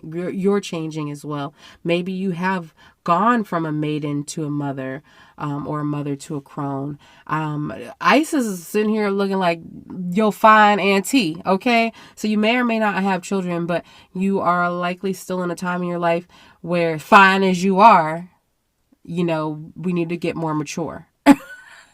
We need to handle things a little different, because I'm seeing a beautiful woman here. Like 3 out of 4 of the characters who I can see their full bodies, that they're all women, first of all, they have on long baggy robes. So I do think somebody their body has changed with time. And we love all the bodies here, okay? We really do. But the most important thing is how you feel. And if you don't feel good, this isn't a large person. This is a person who is probably curvy. And other than that, they don't appear to be one way or another here or there. Like even Isis, she's showing her cleavage, she's showing her shoulders, but her belly is kind of wrapped, but it's not like super loose. So I do think there's like someone who needs to focus on finding their femininity, finding comfort in their own body and skin. And this isn't to say that they need to show it, but again, we're called to grounding, which is the whole reason why I went to get this book, because of this carnelian that talks about grounding. So we all are being encouraged to get in touch with our bodies. Between the 9 of Pentacles and one of the specific messages from one of these Isis cards, I do think physical activity and exercise is recommended, especially we got the Strength card. Somebody's going to be working out with all of this pent up passion and aggression. Maybe we need to be going to the gym. Again, we talked about cycles in so many different ways. I'm looking at this stone wheel again. Somebody might want to start bicycling, even if it's the recumbent bicycle at the gym. I'm looking at the person 2 of Swords in reverse. Maybe somebody got some money and they want to take up fencing, okay? And there is a metallic energy as well in this reading. So now, of course, now that I'm saying that out loud, I'm hearing weights. Even Isis is holding things in her hands. Don't give me a line as to what they are. I should know, because I definitely know what they are. Is this an Ankh? I don't know. You'd be really mad at me because I should know. I feel like Ankh and flail are the words that are coming. I could be totally wrong or totally right. I wouldn't know it. Somebody's cussing at me right now and they're about to send me an ugly comment. Go ahead and put it. Educate me, but Don't be like a hater or a gatekeeper. Just tell me. You can tell me with love, because isn't that what this message is about? Okay, so let this be your time to tell me with love. But I do see a lot of big baggy robes. So even though I love a good big baggy robe, sometimes I'll wear baggier clothes and I do feel more attractive because I'm not thinking about how my body looks. I don't care what y'all see. Forget that. How do I feel? So right now I look crazy. So I'm really glad my camera's not on. But guess what? I'm comfortable. I've been up for 24 hours. I'm not thinking about what y'all think about what I got on. But if you are in a polyamorous dynamic, you might be finding that you're having to address your self-esteem issues. But again, that's an internal battle. So this isn't to project onto somebody else. But I'm looking at big sis Isis over here. Woof, woof, big dog. Sorry, I'm hearing sorority a figure again. So even though I did a fraternity noise, again, let that be your sign to tap into more of your feminine energy. I'm going back to the lion here. I could just go on and on and on. But big sis Isis, she's saying, let's get comfortable with our flesh. Let's get comfortable with our skin. That's not necessarily to say that she's saying show it to other people. Who cares? Even though this lion right now, I'm hearing that wagon you're dragging. So between Isis's cleavage and this lion, that lion's tail, you hear me? Somebody got it going on. I think somebody used to be skinny and they're self-conscious about their new curves, but they really got it going on.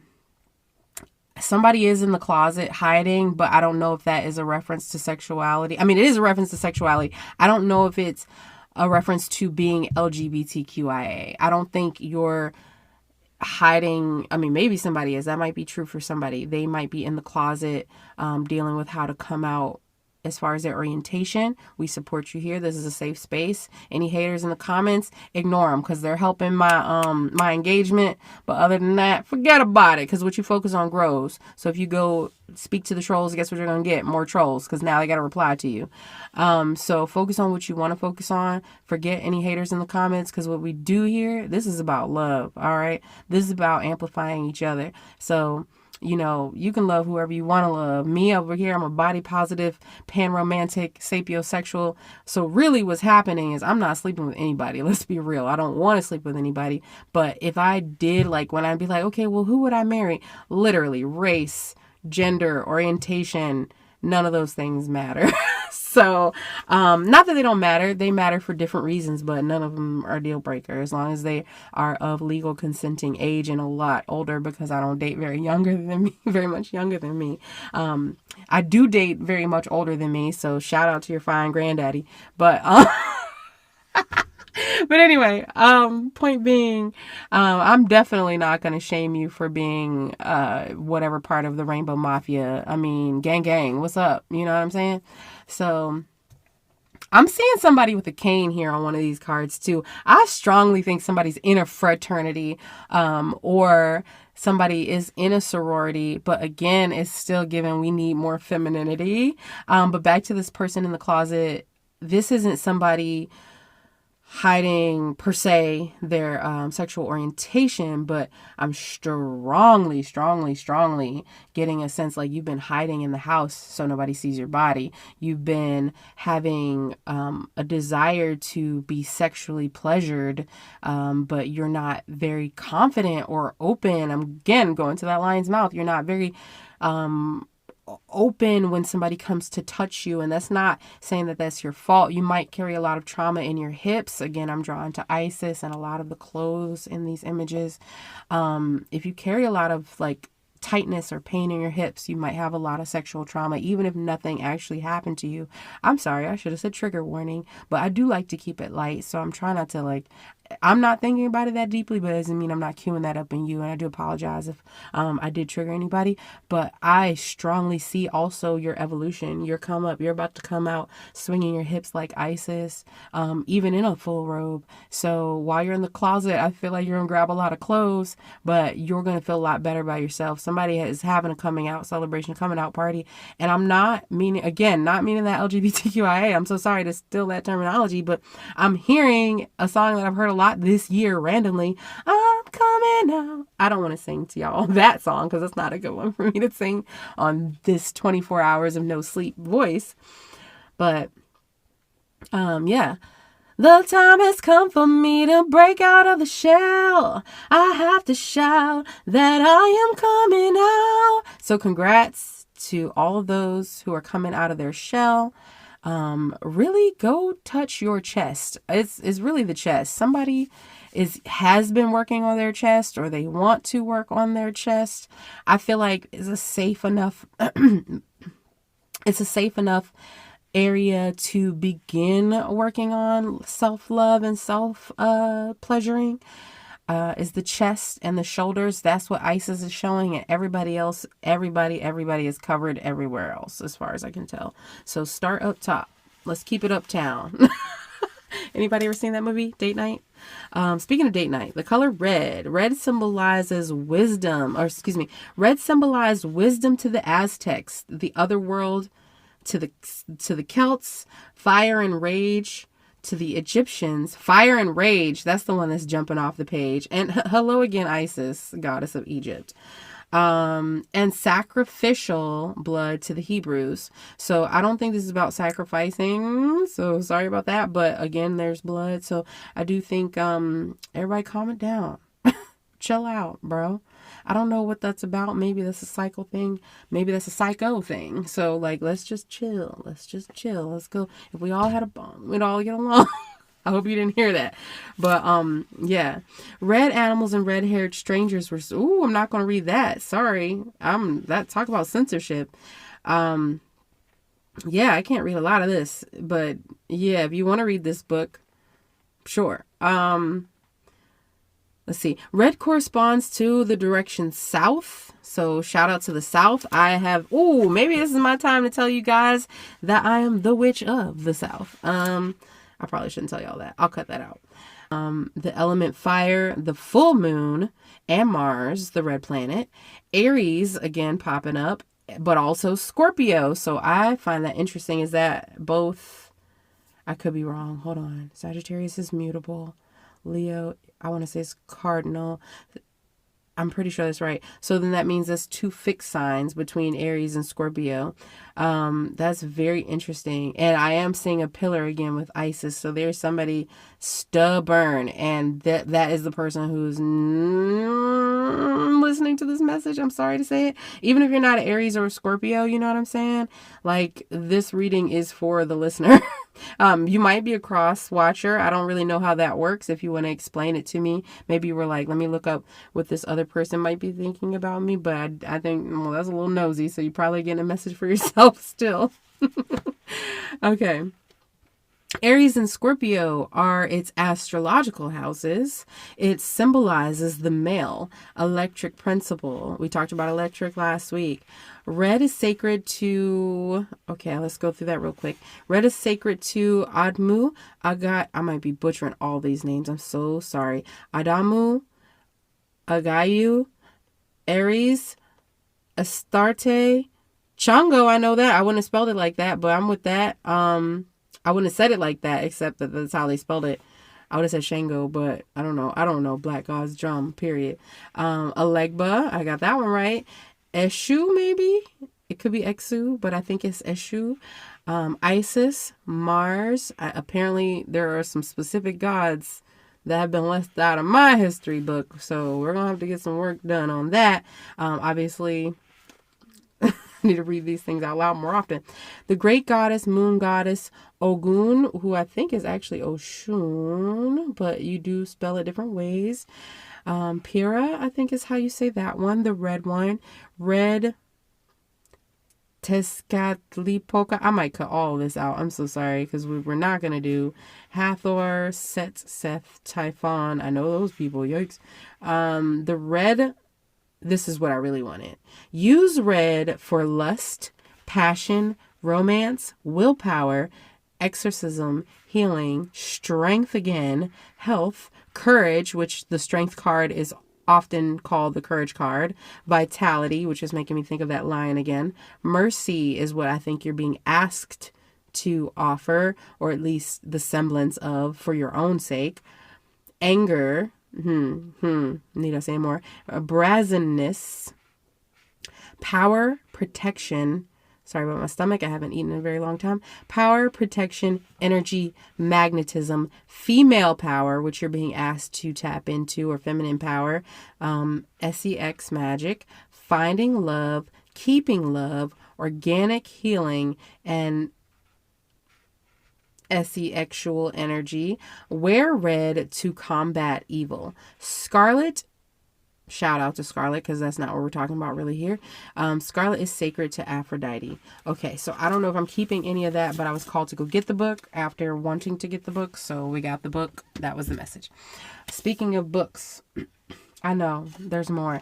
This key here, though, I really keep staring at this key. I'm going to be honest, though, this key specifically, what it was for me was a key to my office outside of my home. So this wasn't a job that I had. This was me and my ex-husband. We had an office building that, or excuse me, an office unit that we ended up using mostly for storage. So I'm hearing a lot of things here. One, the key so you can lock your mouth closed, because you need to stop with the so you can lock your mouth closed on this situation. But also, this is an office key. We talked about work, we talked about glass ceilings. The situation where I was in with this key, I thought was pretty ideal. But it clearly had room to get better, since this is my ex-husband in a unit that before we broke up, we didn't have anymore. So, but also my storage situation is a lot better now. So, I mean, there's a lot of things I could say about this key, and nothing feels like the be all end all. Like I'm spouting off things. Nothing feels like that's the message. That's the message. So if you have one to share, please do. I just got something, the word home. So with it, I realize now that it's sat next to the carnelian. So I was like, what else do we have here? The word home. So I do think something at home. I don't know. I don't know if this is you're getting a new home, or you're leaving a home, or home away from home. Oh, that felt like it sort of meant something, because the key is kind of snuggled under this carnelian.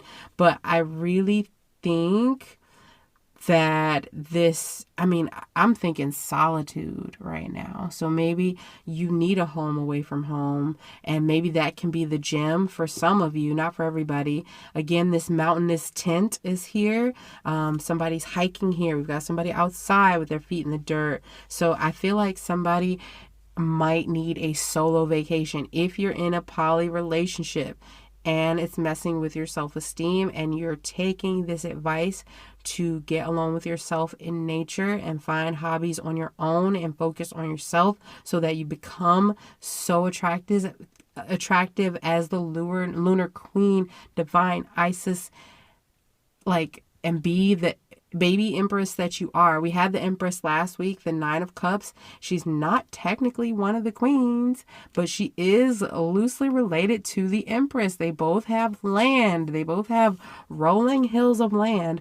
The 9 of Pentacles, the idea is that she lives by herself, or maybe there are people in the house, but she spends all her time alone in the garden. I think I'm hearing it loud and clearly right now. Somebody's going away to an Airbnb, specifically to a vineyard. Maybe somebody is interested in falconry. I think somebody is in a polyamorous relationship that they might not be thrilled about, but the person who is their nesting partner, back to home, back to the key. Okay, this is about a nesting partner for somebody specifically, which makes total sense. Somebody's nesting partner, which if you don't know about the polyamorous dynamics, that means the partner that you live with. And typically a lot of people only have one nesting partner, and then they have other partners outside of the home. Not all, case by case, whatever. So somebody's nesting partner does not like the outdoors, does not like nature, does not like a hobby that the listener of this, or the cross listener, I guess, but no, the listener of this likes. There's a hobby that the listener of this likes that the nesting partner or the cross watcher does not enjoy. And that hobby needs to be highlighted. I'm noticing that the card with the wheelstone, there is a light behind the pillar. And I was looking at it earlier. It meant nothing to me. I looked at it like 3 times and it meant nothing. I just thought it was beautiful and bright. So, I mean, maybe when I was thinking about the colors, there's a lot of yellow at the very tippy top of this card. Yeah, so maybe yellow is significant. It was last week.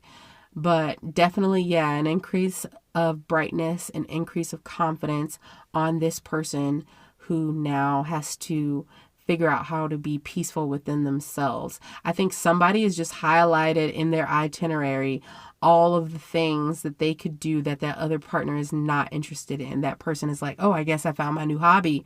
I guess I know what Airbnbs to look for, because the person who's listening to this probably would love to get an Airbnb on a farm where they specifically get to see or feed wildlife. Maybe you will be feeding the sheep or doing farm chores and you think that's fun. You might learn falconry. Your partner, however, the one that you think is probably going to be on a date with somebody else and you're not feeling it, or your boss, whomever this is, they're not into this.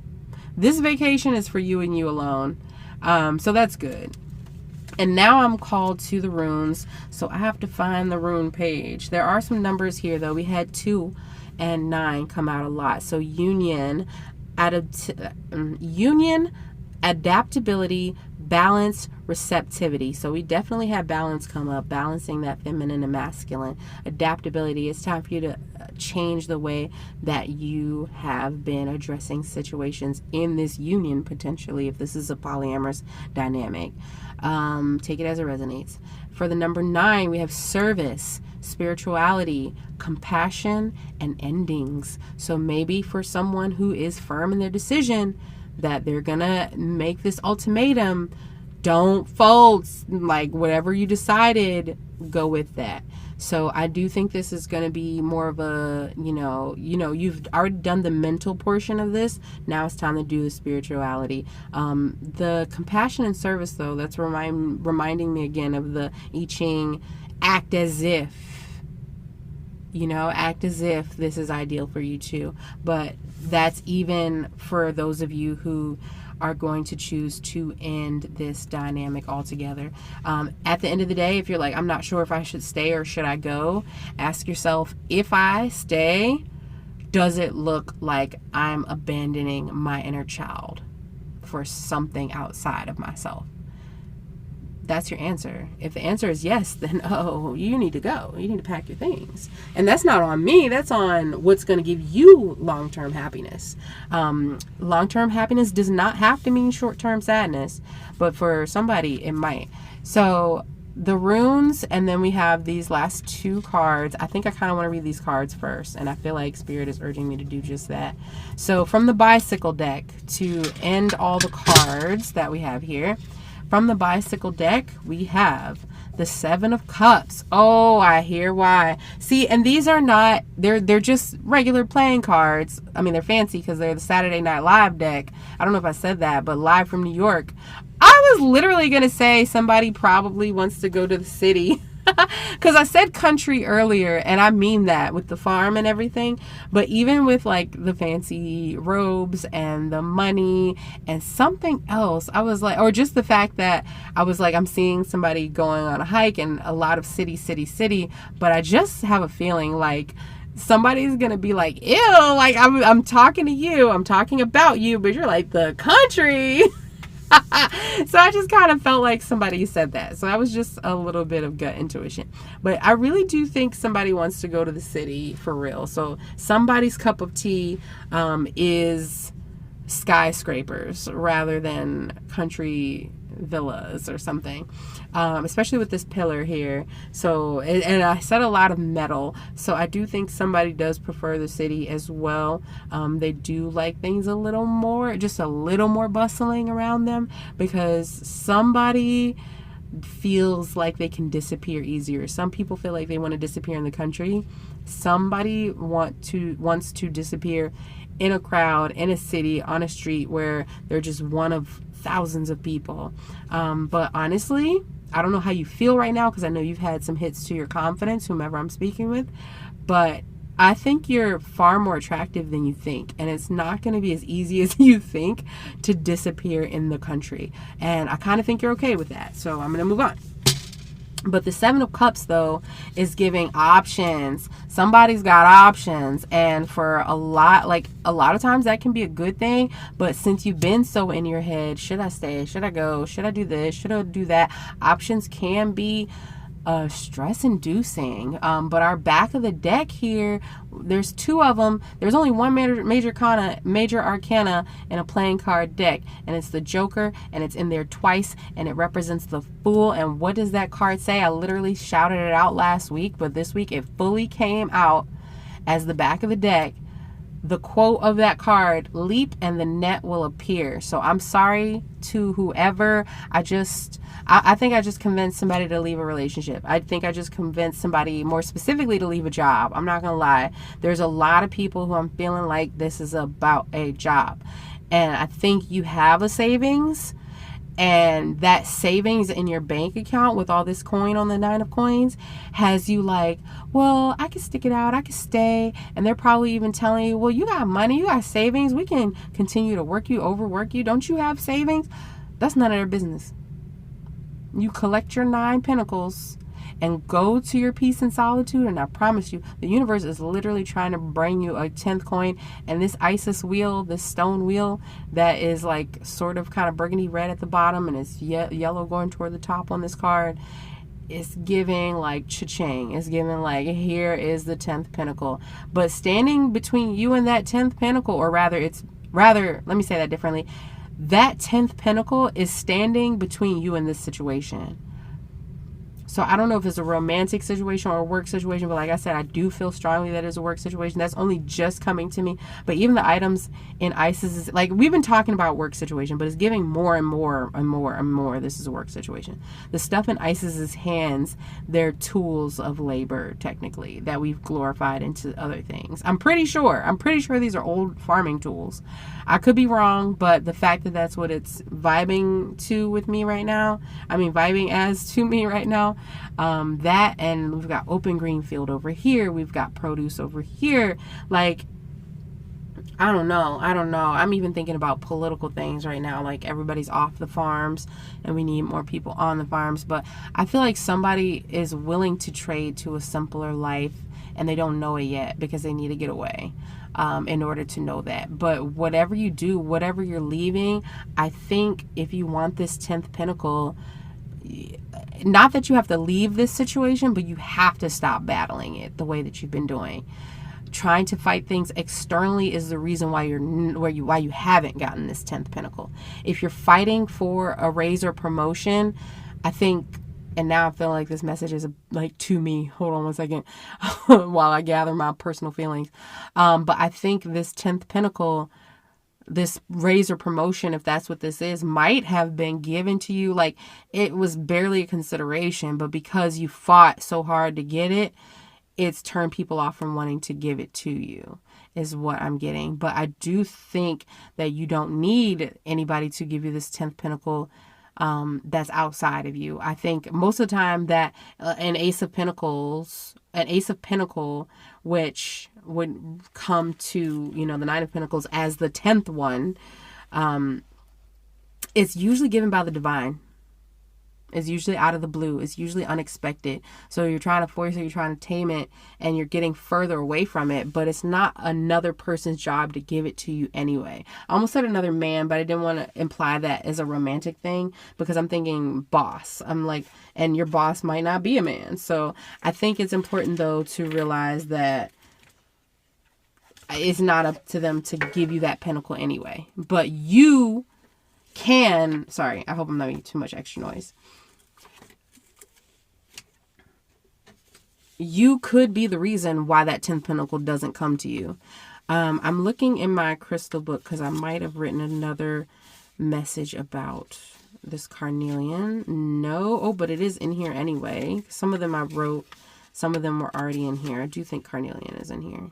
Yep, carnelian. The fiery energy of this stone inspires with creativity, allowing your talents and skills to come to their full potential. Helps focus intelligence, solve problems, and develop a natural leadership, a stone of courage. I'm so glad that I read that message. Had I read that verse, I wouldn't have read any of the other messages about the colored red or anything. So I'm glad it was the last one I read, but did you hear that? This stone inspires with creativity, which is what you need to be focusing on right now. This was like the first thing I pulled was the stone and the key, which sounds like a children's fantasy book. So get to it, because you need a new hobby. So you go write the stone and the key. Don't call it that, because like so many people are listening to this. I can give a writing prompt to 1 million people and it'll be 1 million different stories. But if I give y'all all the same title, you're messed up. Like, don't try to market it as the stone and the key, but your homework, if you're a writer and you're looking for something creative to work on, give me a story about the stone and the key. And the best way to write a short story is to give us only the last chapter. So that's your homework, short story about the stone and the key. Take it if it resonates, leave it if it doesn't. So if you're a writer, if you're not a writer, but that sounded interesting to you to take that on, I want the last chapter of that novel. We're going to market it as a short story, market it as a short story if you're interested in doing so. I am an author. I publish myself, so that makes me a publisher. I do have a publishing company. Don't be sending me all your writing, okay? Because I'm not reading that. I got other stuff to do. I got a lot of other stuff to do. But like, we can start a discourse about writing. And I have very helpful writing tips on my other platform. I guess I should tell you the name. I'm not linking it anywhere, so feel free to write it down. It's at Peace Love Robbie, Robbie. And I also will be doing collaborations with that aspect of my stuff and this aspect, but we're not doing that right now. So yeah. So this stone and this message is about, more importantly than it is about you getting off whatever this is, the real takeaway of nothing else is time for you to sharpen other skills, get into other talents, be creative, and focus on creating so that you're in that creative brain.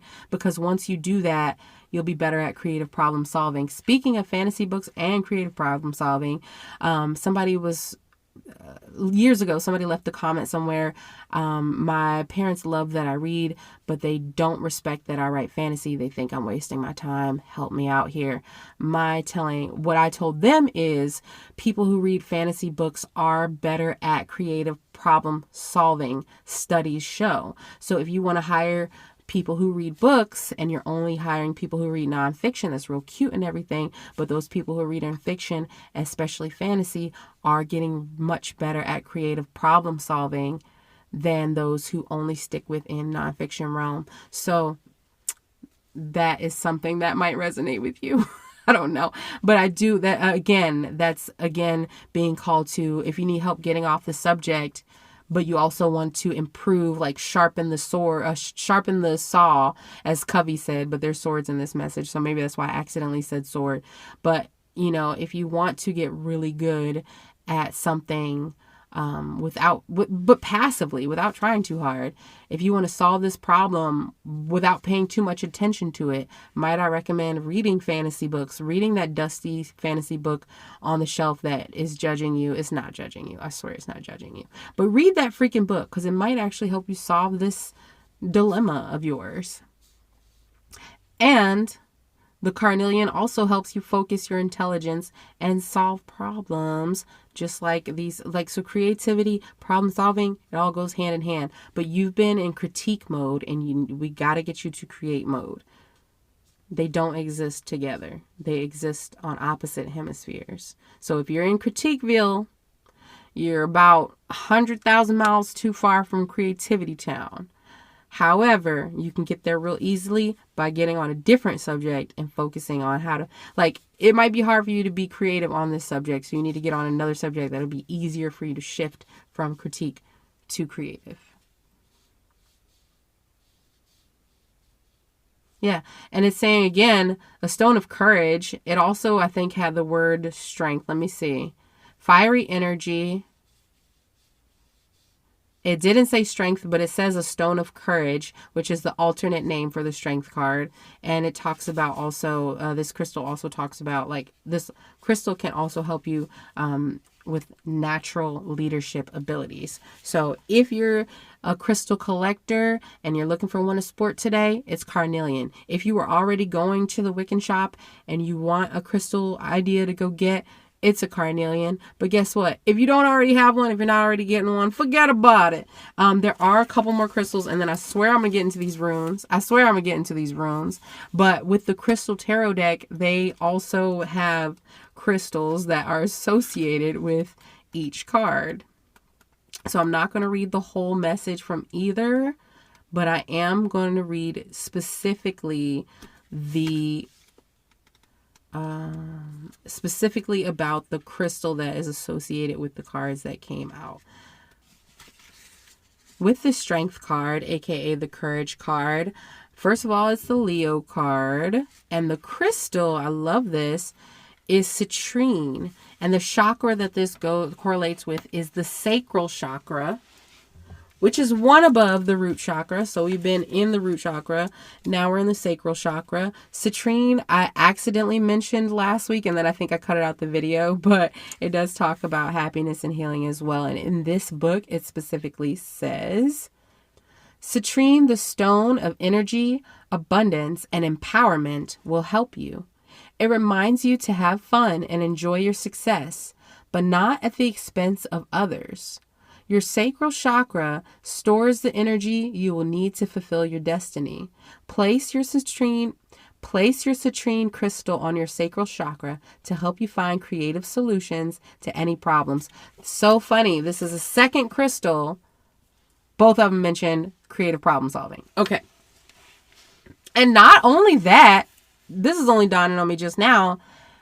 The day that I bought this carnelian, I told you I bought 3 crystals. The other was a citrine. The third one was a lapis lazuli, but that has nothing to do with this reading. As a matter of fact, the other crystal that is being recommended to you from this reading is the black opal. And this is your base chakra, or your what? Your root chakra. Yes. So now root chakra has been mentioned yet again. We saw it, a strong need for grounding in the crystal that came out in the Nine of Pentacles very strongly. One of the Isis cards mentioned getting in tune with your body. So I talked about trauma being stored in your hips. That's your root chakra and your sacral chakra. So very much a strong need of a lower chakra healing. But also the highest chakra, the crown chakra, was mentioned by another name. I'm not going to dig out the book to remember, but it sort of had this implication that if you take care of the root, the spirit realm will pour into the crown chakra. I didn't say that, but that was kind of a vibe that I had gotten. But yeah, 8 of Wands crystal is black opal, and this is about your base chakra or your root chakra. I got an urge to read the whole interpretation. Should I do that? Okay. Be aware of things that are blocking your path and use these to guide you in the right direction, flowing with them rather than opposing them. Okay, yeah, that makes sense because it doesn't have a... Oh, yes, it does. Okay. Opportunities arise for you to study, giving you new skills and ideas that you will need in the future. I didn't even feel called to read the other one. The one that I'm reading, again, is telling you to have new skills. Okay, so it's time for you to get a hobby. Okay, isn't that... What's that fortune cookie? A new hobby is in store for you. Okay? Yes, very that. I probably could have just read that. Reading over. A new hobby is in store for you. Reading adjourned. Okay, almost done here for real though. Opportunities arise for you to study, giving you new skills and ideas that you will need in the future. We talked about this being better for your future than the present as well. So we're making investments into your future by switching our attitude today and focusing on our creative talents and skills today. You need to be active in this. That word active again. Very fiery, very fitnessy. You need to be active in this, so go to workshops and share with others. Avoid learning things by heart. Instead, look for understanding through practical learning. Take these opportunities when they arise, or you may find they disappear as quickly as they came. Black opal will help you keep motivated. Say that again. Black opal will help to keep you motivated. One more time. Black opal will help to keep you motivated, release blocks from your past, and digest all this new information. So in the beginning, we were talking about we're letting too many people in on this situation that are probably outside of this situation, or even talking. Yeah, I was going to say, or even talking too much about this person. If this is a polyamorous situation, you might only be talking to this one person about it. Maybe other people is about dating other people. But for the rest of you, for not all of you, but a good amount of you, you're letting other people in on this situation that need not be in on it. This message, however, this tiny message here is making me feel like you can lean on other people in creative endeavors. So not about this situation whatsoever, but maybe about the skills that you'll be going to learn. So maybe once you start getting in touch with this hobby on your own, you might invite a friend, say, girl, I ain't trying to talk about that situation. Let's go do this pottery class. I've been into this. I'm loving it. I just recently saw the Frida Kahlo tour in my own life. So maybe you're like going to a pottery class and then you see the Frida Kahlo tour comes and you invite that friend who instead wants to gossip. You're like, girl, no, we're going to go see Frida. We're going to hush. As a matter of fact, we're going to go hate men while we read about Diego and Frida. Take it as it resonates. But yes, again, I am trying to keep things lighthearted here though, because there are, a couple of heavy messages. There are a couple of heavy messages, but I'm moving our carnelian and our key, the carnelian and the key. That's even better than the stone and the key, or the key and the stone, or whatever I said. And now we're going to look at our pistachio runes. Okay. Oh my gosh. So the one that fell on the floor, let's start with that, because that's the first one. I just made all that noise with all these runes. That one flipped over on his belly. So it's like, girl, read me. Oh my God. Am I going to read the rune names? I'm going to try. Ihwaz is this one, is how I think that is pronounced. It's EIHWAZ as in zebra. So this is about overcoming hardships. Wow. This is the one that threw itself across the room. I was like, do you want me to read you or not? Because I almost gave up looking for it. But just now it was the only one that faced first up. First side up. I still don't even know what the other ones are. I can't see them. But this is the only one that I had seen. So I think it wants to be noticed. It's letting you know that this is what this situation is about. And I actually just sat it on the 8 of Wands, so which was a clarifier. So I do think this is about Ihwaz, which is the rune of, which is a rune predicting overcoming hardships. So that's great. That means this, and if I felt like this too, but I felt like this is present energy that's moving out. I feel like some of you are already appearing detached from this situation, but maybe you needed this encouragement. So by the time this comes out, you'll probably be like, girl, I left that man, but I don't know if I made the right choice, and you needed this message. Or you're like, Queen, I just left that job. I'm over it, but I'm wondering, did I make a mistake? And then you hear this reading. So regardless of what the situation is, I definitely think you're being called after this reading. We're getting to creating. There are a lot of options though. That 7 of Cups.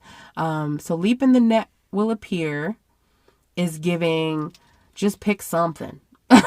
This Fool card clarifying all these options is giving, just pick something, because the 8 of Wands came out to clarify earlier, and also the 2 of Swords in reverse. Now we got the 7 of Cups. Isis got 2 things in each of her hands. The man hiking looked like he's so sick of the path that he's on. I feel like all of my clarifiers are saying that there are too many options. forget it. Just pick something and stick with it. Whatever you pick, though, stick with it. I think that's the important part. Like, I'm not saying if you decide to paint this week that you can't 3 weeks from now get into pottery. But if you're painting, then pottery, then violin, then skateboarding, then, you know what I mean? Then you're never going to sharpen a skill. And the point is, pick a skill to sharpen. So by the time you have booked your room, your Airbnb, and you know where you're going, you need to be also narrowing down these options to what you're going to start. Because whatever you start when you go on this trip that you're taking, for those of you who that resonates with, I want you to stick with that skill. Stick with that skill. Because remember, the Two of Swords in reverse, you know, earlier I was saying it looks like you know the decision. You made the decision. You keep going back and forth. But whatever I said about the whatever ultimatum rules you set, you need to stick to. So if you're saying, well, I'm not talking to you, you're sticking with that. And if you're saying, well, I'm painting this week, you're sticking with that. Okay. So stick with it. Make it stick withable. So that's what I think the overall message from the runes is. So let's flip them all over now. I'm going to look at them and then we're going to just be able to sort of rattle them off. I do have a couple in here that are not runes. They're painted images and 2 of those came out. There aren't very many. Sorry, is that 2 or 3? I think that one looks like a rune, but dang, I think all the ones that I've made that aren't exactly runes came out. I had meanings assigned to them, but they're meant to be used intuitively. So I think that's good news because I forgot what they would stand for. I swear I don't think this one is a rune. Hold on. Yeah, I think I made this one up, which is good because I really like that one. Yeah, so that one. So we have Wunjo, which is joy and success. I really feel like somebody, yeah, you're overcoming hardship and approaching your joy and success. And then we have, I'll get into the ones that I made later, but I'm going to try to say these again with that order in mind.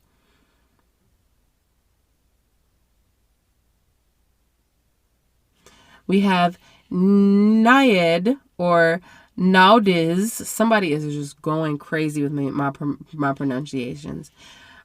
Difficulties, comma, be patient. So we're overcoming hardships, headed toward joy, and you're being asked to be patient, which is a message that we had last week. I do also see, again, I'm seeing with the ones that I painted on, I'm seeing travel. I'm seeing great trees. I'm seeing things not looking the same up close as that they did far away, but in a good way. So I do expect pleasant surprises, and I think that's going to come from detaching from this situation, having patience. I do also see travel prior to you resolving these feelings, because it's giving joy, patience, then travel. But the places that you're going to go, you are going to meet some unique people, some interesting people, someone with a unique characteristic. It could be that this person has red hair. I'm sorry, I'm just channeling from these images, but I'm going to keep going first because there's a couple more runes that actually have meanings. Manas, which is seek aid, be positive, and modesty. So again, if you are taking a friend on a creative endeavor where you are not discussing this problem that you have or this concern that you have, I think that could be really beneficial. But I think the most important part is do whatever is going to give you the most positive outcome, the most positive trip. And again, modesty came up. I didn't use the word modest earlier, but that's those long robes. That's that covered figure. So although you do have a gorgeous figure, I mean, literally we have a person with the Two of Swords reversed, like she's sitting on a beach in a white robe down to her ankles. It's long sleeve. You know, you feel me? Like, it's giving you're going somewhere where it's appropriate to show off these curves and you're still choosing modesty, which I highly respect. So I would respect you in the opposite direction too. So I don't know if you need my respect, but respect yourself, I think, is the most important thing. And this last one that is an actual rune is Fehu, which I love to see because that is gain and achievement. So that is the order that I put them in. It ends on you gaining and achieving. So you're not looking for a short-term win. You're not looking to be correct in an argument. You're looking for that long-term gain and achievement.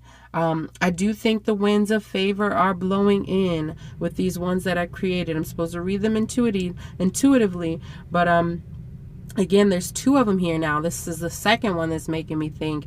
If you look a little closer, it's better than you think. There is kind of like when you look far away, it just looks like this color, but up close, one looks a different color. The other one, when you look up close, it's sparkly. I don't know. It's really giving. It's really giving. But again, I made these with pistachio shells and nail polish, and they never fail. I'm not gonna lie. They always hit. They always hit.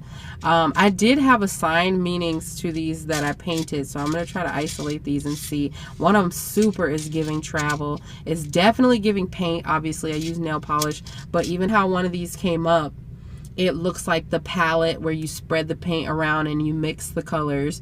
So that one is giving, I mean, the colors aren't even mixed, but just how they're painted on there, the shapes that they're in is giving that palette look. Also, again, the color yellow is here. So definitely, again, about confidence, specifically with inner child healing. Okay, so which was a strong message in the beginning of last week's video, and I did turn that into a short. So the short that I mentioned to you earlier, same short you can reference after this video. And I think that is all the runes. This one I keep staring at is reminding me of Chucky Fenster. It's reminding me of Skeeter from the show Doug. It's sort of giving Roger Klotz, really, and Patty Mayonnaise. With this color scheme, it's giving Roger Klotz. If you look at it in a certain way, it almost is giving the haircut of Patty Mayonnaise. Like, not really, but... Oh, not her.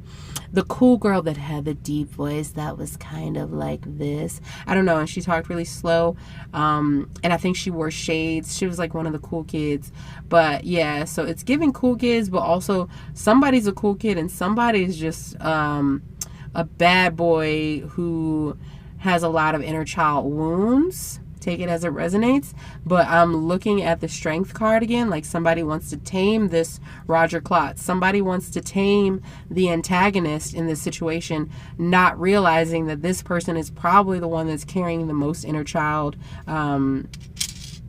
baggage. So shoot, you might mess around and make friends with somebody you thought was your antagonist and ask them to come with you on this creative endeavor. So, you know, I really think that is taking me back to, again, watch how you're coming off in these dynamics. And now, because you might say something and have everybody like, oh, but that winning that moment, getting the crowd hype right now, might be what costs you a friend later, or a relationship later, or, you know, a bond later that could have been, what did I say? It looks like one way from far back, but you look closer and it's actually a lot better. So I feel like if this is a polyamorous situation, and compersion, especially if that was a new word for you, look into compersion, because I remember when I was first doing polyamory or first considering that, I was afraid, what if the person that I'm seeing doesn't get along with the other person? And I couldn't even fathom the visage, the view. I'm not seeing an example of a healthy dynamic like that. Not to say it didn't exist, but when I first saw that healthy compersion, crazy enough, was on an episode of Catfish. So it was like the nesting partner was very, very supportive, and then the other person was, spoiler alert, a catfish, or they were the real person, actually. So double spoiler, they were the real person, but they their intentions weren't as deep as the other person. So it's kind of really sad, but it gave me that representation of like, oh, their nesting partner is super healthy in this dynamic, and none of your business. But I did end up having, like, although me and that partner no longer together, glad about it.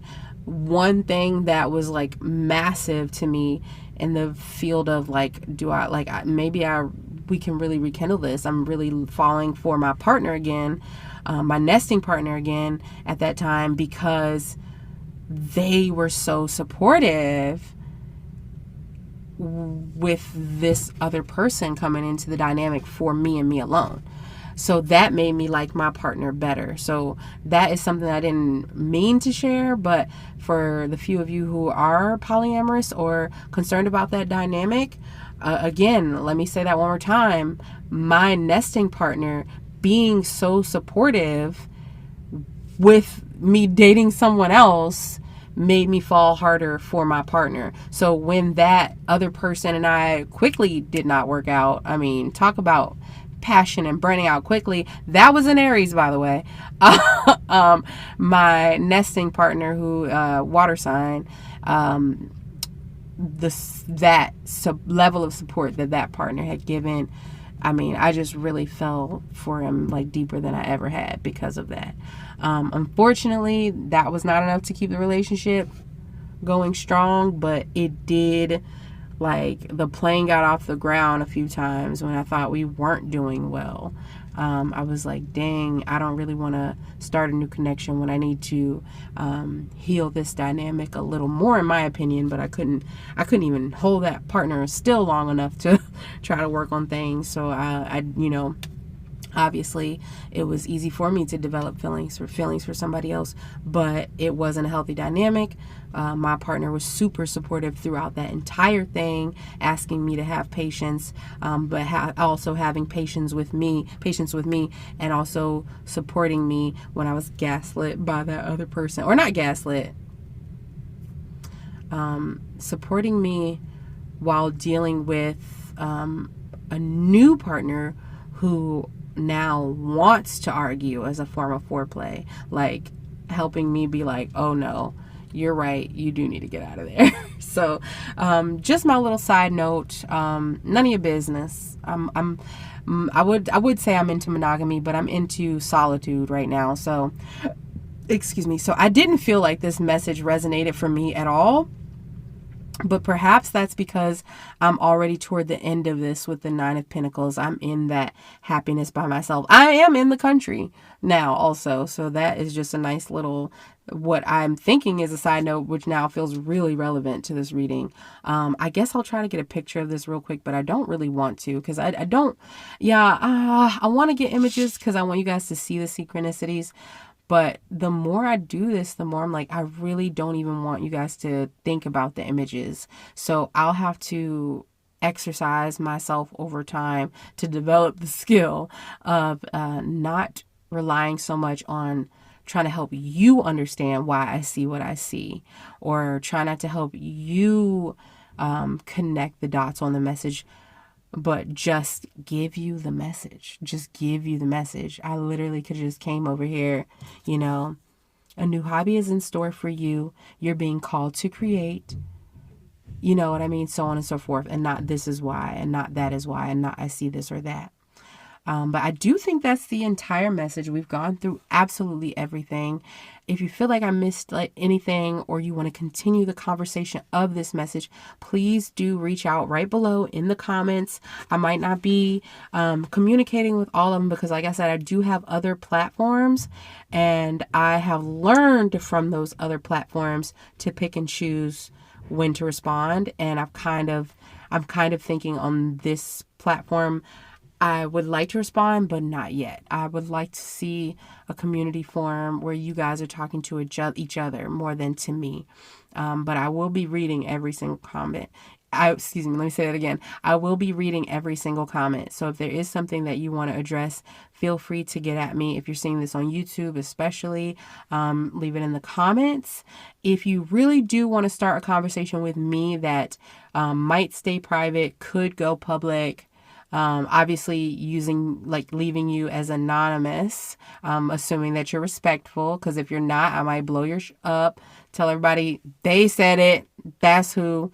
No, I'm sort of joking. Tread lightly though. But the email for this account, this channel, this platform for what we're doing here is DragonflySpiritTV at, excuse me, is it TV? Hold on, I gotta look that up. You know what? Maybe I will put it in the description. If you would like to email me about what we're doing here, get in touch about this personally, email me. I am not doing readings. I'm not doing personal readings at this time, but feel free to suggest a reading or send some fan mail. I hope you have a wonderful day. Thank you for tuning into this frequency. Have a great day. Peace.